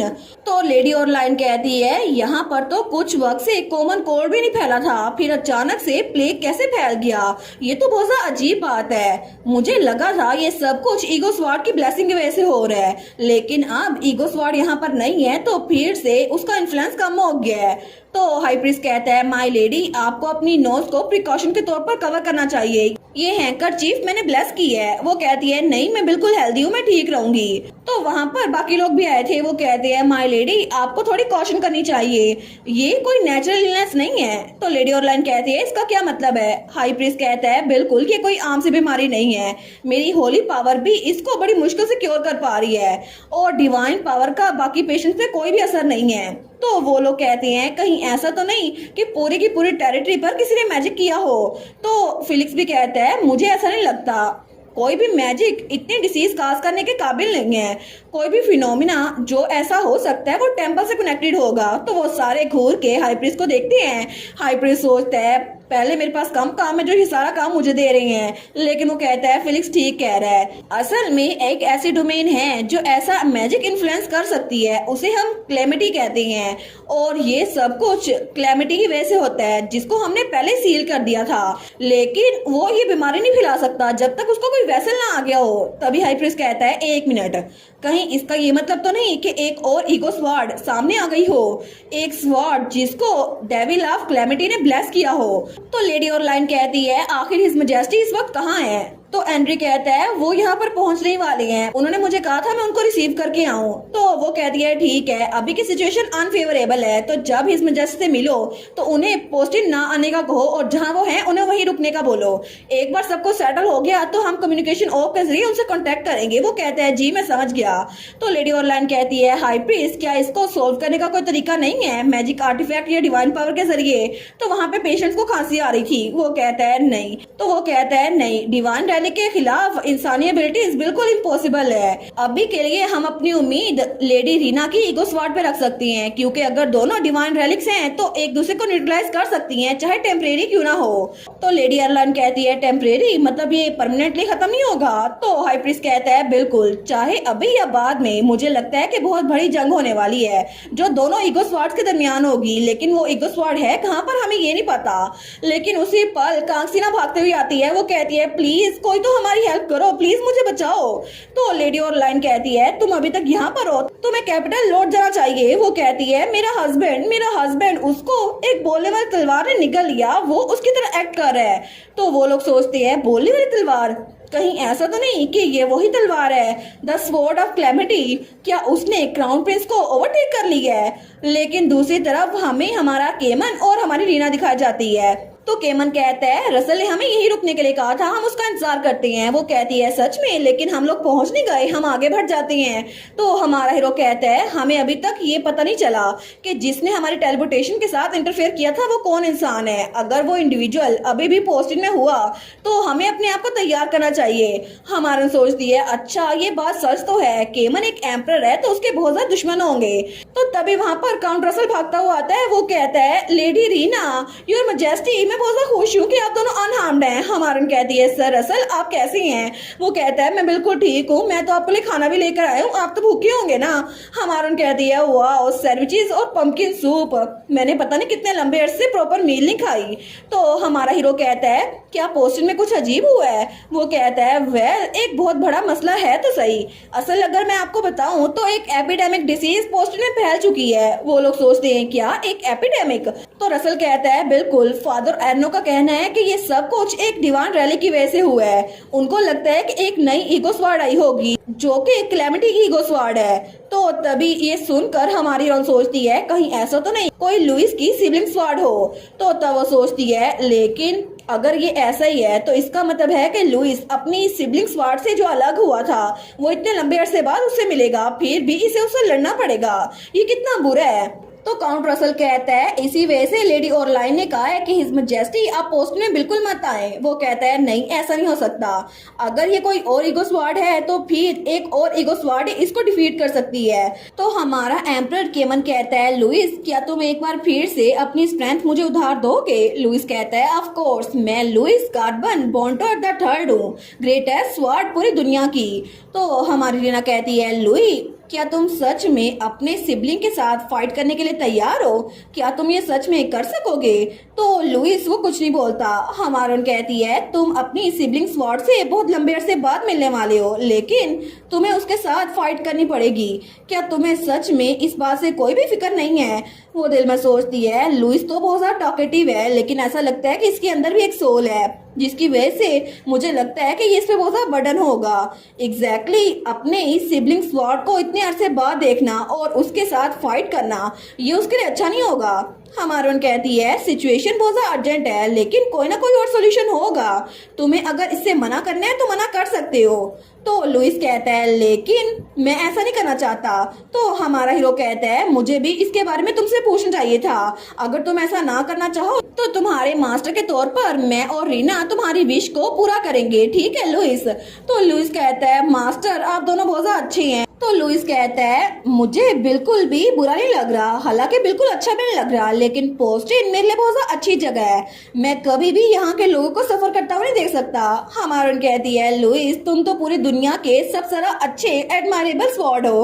वो कहता है सच में? तो हमारा हीरो कहता है अगर ईगो स्वॉर्ड इज पॉसिबल हुई भी फिर भी हमें नहीं पता कि उसे किन हालात में ये करना पड़ा हो, हम कंक्लूजन पे नहीं पहुंच सकते, क्या पता ये सब कुछ किसी और वजह से हो रहा हो। रीना भी कहती है बिल्कुल लुइस, क्या पता ये सब कुछ उसने ना किया हो और वो खुद से ये सब कुछ ना कर रहा हो। तो ईगो स्वॉर्ड कहती है ठीक है मास्टर मैं ये सब कुछ सोचूंगा। तो हमारा एम्परर कहता है ठीक है तो फिर सेटल हो गया, लुइस और मैं पोस्टन में जा रहे हैं, रीना तुम यहीं पर रसल के साथ रुको। हमारे कहती है क्या हम लोग सारे इकट्ठे नहीं जाएंगे? वो कहता है लुइस मेरे साथ है, फिर भी उस इलाके की डेंजरसनेस का हमें बिल्कुल नहीं पता, इसी वजह से मैं तुम्हें लेके नहीं जा सकता। हमारे कहती है लेकिन वो सोचती है इस लॉजिक से तो केमन को भी वहाँ नहीं जाना चाहिए। तो तभी काउंट रसल कहता है अगर यही बात है तो ईगो स्वॉर्ड को मुझे दे दे, इसको लेकर मैं आपकी जगह लड़ाई करूंगा, प्लीज आप लेडी रीना के साथ रुके ना। और मैं आपकी तरह इस ईगो स्वॉर्ड को इतने अच्छे से हैंडल नहीं कर सकता, फिर भी वहाँ पर हाई प्रीस्ट और मास्टर फिलिक्स भी हैं, तो मुझे लगता है कि हम लोग उसको हरा देंगे। हमारा हीरो कहता है रसल अपनी लाइफ को इतना लाइटली मत लो, और वैसे भी ईगो स्वॉर्ड का मास्टर मैं हूँ तो इस मामले को मुझे हल करना पड़ेगा, मैं ऐसे ही बुज़दिलों की तरह पीछे छुपकर तमाशा नहीं देख सकता, मुझे इसको हल करने के लिए आगे बढ़ना होगा। तो हमारी रीना केमन को देखती है और वो स्माइल करती है, वो सोचती है मैं तो बिल्कुल बेवकूफी की तरह फील कर रही हूँ, क्योंकि मैं केमन की फिक्र कर रही थी कि मुझे उसको आगे से कैसे ट्रीट करना चाहिए, सिर्फ इसीलिए कि वो एक एम्परर है। इसका ये मतलब नहीं है कि काइंड और कर्ज कॉन्शियस केमन जिसको मैं जानती हूँ वो चेंज हो गया है, मुझे बस उसको ऐसे ट्रीट करना होगा जैसे मैं पहले करती थी। तो वो आगे बढ़ती है और पीछे से केमन को गले लगा लेती है। वो कहती है केमन सेफली वापस आना। तो केमन भी कहता है मैं बिल्कुल ऐसा ही करूंगा। लेकिन थोड़ी देर बाद जब वो चला गया था तो रीना कहती है सर रसल क्या ये ठीक होगा कि मैं थोड़ी देर के लिए अकेली रुकूं ताकि जो ट्रेनिंग मुझे प्रीस ने दी है मैं उसको आगे बढ़ा सकूं। वो कहता है ठीक है, मैं उस पेड़ के पास खड़ा हूं, अगर आपको कुछ चीज की जरूरत हो तो मुझे बता दीजिएगा। तो हमारी हीरोइन वो वहां जमीन पे बैठ गई थी। वो सोचती है मुझे मेडिटेशन करनी पड़ेगी, अपनी ट्रेनिंग पे फोकस करना होगा ताकि मैं केमन की हेल्प कर सकूं और लुइस की भी। तो तभी वो गहरी सांस लेती है। वो सोचती है आज का दिन भी बिल्कुल वैसा ही है, मुझे शोर की आवाज आ रही है। लेकिन वो सोचती है मेरी पुरानी लाइफ आखिर वो कैसी थी, क्या सच में जब मैं वहां पर मर गई थी और इस दुनिया में आई थी तो क्या कुछ चीजें होंगी जिनको एक्सप्लेन करने से चीजें अच्छी हो जाएंगी। लेकिन वो सोचती है पता नहीं उन्होंने उस हादसे को कैसे लिया होगा, क्योंकि इसको किसी ब्रेक की तरह तो नहीं ले लिया होगा ना। तो तभी उसके पास कोई स्पिरिट आती है। वो उसके कान में कहती है तुम तो सच में बहुत ज्यादा शोर मचाती हो, अगर तुम ऐसे ही बातें करती रहोगी तो आखिर हम दोनों पॉसिबली बात कैसे कर सकती हैं। तो रीना कहती है क्या, वो जल्दी से उठ खड़ी होती है। वो कहती है ये कौन था। तो तभी रसल भागते हुए आता है। वो कहता है लेडी रीना आप ठीक तो है ना, आप तो अचानक से चिल्लाने लग गई। रीना कहती है नहीं नहीं, मैंने यहाँ पर किसकी आवाज सुनी, क्या आपने कोई आवाजें सुनी अजीब सी। वो कहता है मैंने कुछ भी नहीं सुना लेडी रीना। हमारा सोच दिया है कहीं ऐसा तो नहीं ये उसी की आवाज थी जिसने मुझे इस दुनिया में भेजा हो। लेकिन फिर भी क्या वो मुझे डांट रही थी कि मैं बहुत ज्यादा बोल रही हूँ। लेकिन ऑनेस्टली तुम जो भी हो सामने आ जाओ ना, एक बार बात तो कर लो। लेकिन थोड़ी देर बाद ही वो बेचारी तो जमीन पे गिर गई थी। वो सोचती है बस मुझसे और मेडिटेशन नहीं होती, मैंने गिव अप कर दी है। तो तब वो कहती है आखिर जब मैं सुनने की कोशिश कर रही हूँ तो वो मुझसे कोई बात क्यों नहीं करी, वो स्पिरिट थी कौन सी। तो वहां पे काउंट रसल कहता है अगर आप प्रैक्टिस करती रही तो आप इम्प्रूव कर लेंगी, लेकिन मुझे कोई आइडिया नहीं था कि आप डिवाइन पावर में ट्रेनिंग ले रही हैं। हमारन कहती है हाई प्रीस्ट ने कहा कि मुझ में इसके लिए टैलेंट है। वो कहता है सच्ची, फिर तो हाई प्रीस्ट ने आपको एक्नॉलेज किया है, ये तो रिमार्केबल है। हमारन कहती है बिल्कुल। लेकिन तभी वो कहता है एक मिनट हाई प्रीस्ट। लेकिन हमारन कहती है तुम इतने शौक क्यों हो रहे हो सर रसल, मुझे लगता है कि मुझे आपको काउंट रसल बनाना चाहिए। वो कहता है मुझे नहीं पता कि आप क्या कह रही है, मुझे कोई आइडिया नहीं है। हमारन कहती है मैंने पहले ही चीजें फिगर आउट कर ली हैं, तुम्हें पता है ना, तो तुम मुझे बता सकते हो। वो कहता है क्या हिज मैजेस्टी को पता है कि लेडी रीना आपने पहले नोटिस कर ली है। रीना कहती है नहीं, मैं प्लान कर रही हूँ कि मैं इस बात का इंतजार करूँ जब केमन मुझे खुद बताएगा। वो कहता है ठीक है मैं समझ गया, कितने सारे सीक्रेट्स है ना। लेकिन तभी उसके सामने झुकता है। तो वो कहता है मुझे अपने आप को फ्यूचर एम्प्रेस के सामने इंट्रोड्यूस करवाने दे, मैं हूँ काउंट रसल जो आपको प्रोटेक्ट करने के लिए यहाँ भेजा गया है। हमारा सोचती है अच्छा तो ये एक काउंट है, तो इसका मतलब है बाकी दोनों भी कोई इंपॉर्टेंट फिगर्स होंगे ना, ब्रायन और फिलिक्स भी। तो फिलिक्स तो एक जादूगर है, क्या पता वो हाई मैजिशियन हो। लेकिन वो कहती है बाय द वे आखिर तुमने सुजैन की कन्फेशन को एक्सेप्ट क्यों नहीं किया, क्या ये यंग काउंट के लिए कोई कैच नहीं है। तो वो थोड़ा सा फ्लिंच होता है। वो कहता है आखिर आपको कितना सब कुछ पता है। रीना कहती है इतना ही कि उसने तुम्हें कन्फेस किया और तुम्हें किस करने के बाद भाग गई। वो कहता है क्या आपको कैसे पता। तो रीना सोचती है ये भी ब्लश कर रहा है, इसका मतलब है ये भी सुजैन को पसंद करता है, लेकिन इसके पास प्रमोशन की बहुत ज्यादा अपॉर्चुनिटीज होगी, तो ये बिल्कुल भी बुरा मैच नहीं लग रहा। वो कहता है असल में मैं एक कॉमनर पैदा हुआ था ना, इसी वजह से तो मेरे लिए एक प्रिंसेस के साथ शादी करना बिल्कुल भी पॉसिबल नहीं है। इसका मतलब है कि मुझे अपनी एबिलिटीज को यूज करके प्रमोशन लेनी चाहिए, लेकिन ब्लड लाइन फिर भी एक इशू रह जाएगा, लोग फिर भी हमारा मजाक उड़ाएंगे और मैं प्रिंसेस को ऐसे ही बिल्कुल भी किसी के सामने धकेल नहीं सकता ताकि लोग हम पे उंगलियां उठाए। तो इस सब के अलावा मैं कभी भी बर्दाश्त नहीं करूंगा कोई प्रिंसेस पे कोई भी आवाज कसे। तो हमारी हीरोइन सोचती है ये तो सच में सुजैन को बहुत ज्यादा पसंद करता है। वो कहती है सर रसल आप तो सुजैन से प्यार करते हैं है ना। वो कहता है क्या, नहीं मेरी इतनी हिम्मत कैसे। हमारन कहती है आप अपनी फीलिंग्स को छुपा रही हैं क्योंकि आपको डर है कि आप जिससे प्यार करते हैं वो आपकी वजह से हर्ट ना हो जाए। आप तो उसको अपने सामने रखती हैं और आप उसकी बहुत ज्यादा फिक्र करती हैं, बिल्कुल वैसे जैसे केमन मेरी फिक्र करता है। अगर ये प्यार नहीं है तो फिर क्या है। तो काउंट रसल थोड़ा सा फ्लिंच होता है। हमारन कहती है ठीक है ये बाकी बातें बाद में कर लेंगे, अभी के लिए चलते ही हैं। वो कहता है क्या मतलब कहाँ जाना है। हमारन कहती है पोस्टन में, ऑफ कोर्स हम केमन को सारी की सारी जिम्मेदारी देकर अकेला नहीं छोड़ सकते है ना, मुझे उसकी हेल्प करनी होगी। वो सोचती है इसी वजह से क्योंकि मैं केमन को प्यार करती हूँ ना तो मैं उसको भी पीछे नहीं छोड़ सकती। और दूसरी तरफ केमन आगे बढ़ रहा था। वो सोचता है क्या ये ठीक किया मैंने कि रीना को पीछे छोड़ दिया, शायद मुझे उसे किसी सेफ जगह पे छोड़ के आना चाहिए था। लेकिन वो सोचता है नहीं, रसल उसके साथ है, मुझे अपने लोगों पे यकीन करना चाहिए। तो तभी वो अपनी जेब में हाथ डालता है। वो सोचता है एक बार ये सारा का सारा मसला हल हो गया ना, तो फिर मैं अपनी ट्रू आइडेंटिटी रिवील कर दूंगा और उसको प्रपोज भी करूंगा। लेकिन तभी वहां पर कुछ धुआं सा फैलता है। तो लुइस कहता है एक स्ट्रेंज प्रेजेंस वो करीब ही आ रही है, अपना गार्ड डाउन मत करना मास्टर। हमारा हीरो कहता है बिल्कुल मैं नहीं करूंगा, हमें जरा जल्दी करनी होगी ताकि हमें वो ईगो स्वॉर्ड मिल जाए और बाकी लोग की जान खतरे से बाहर हो।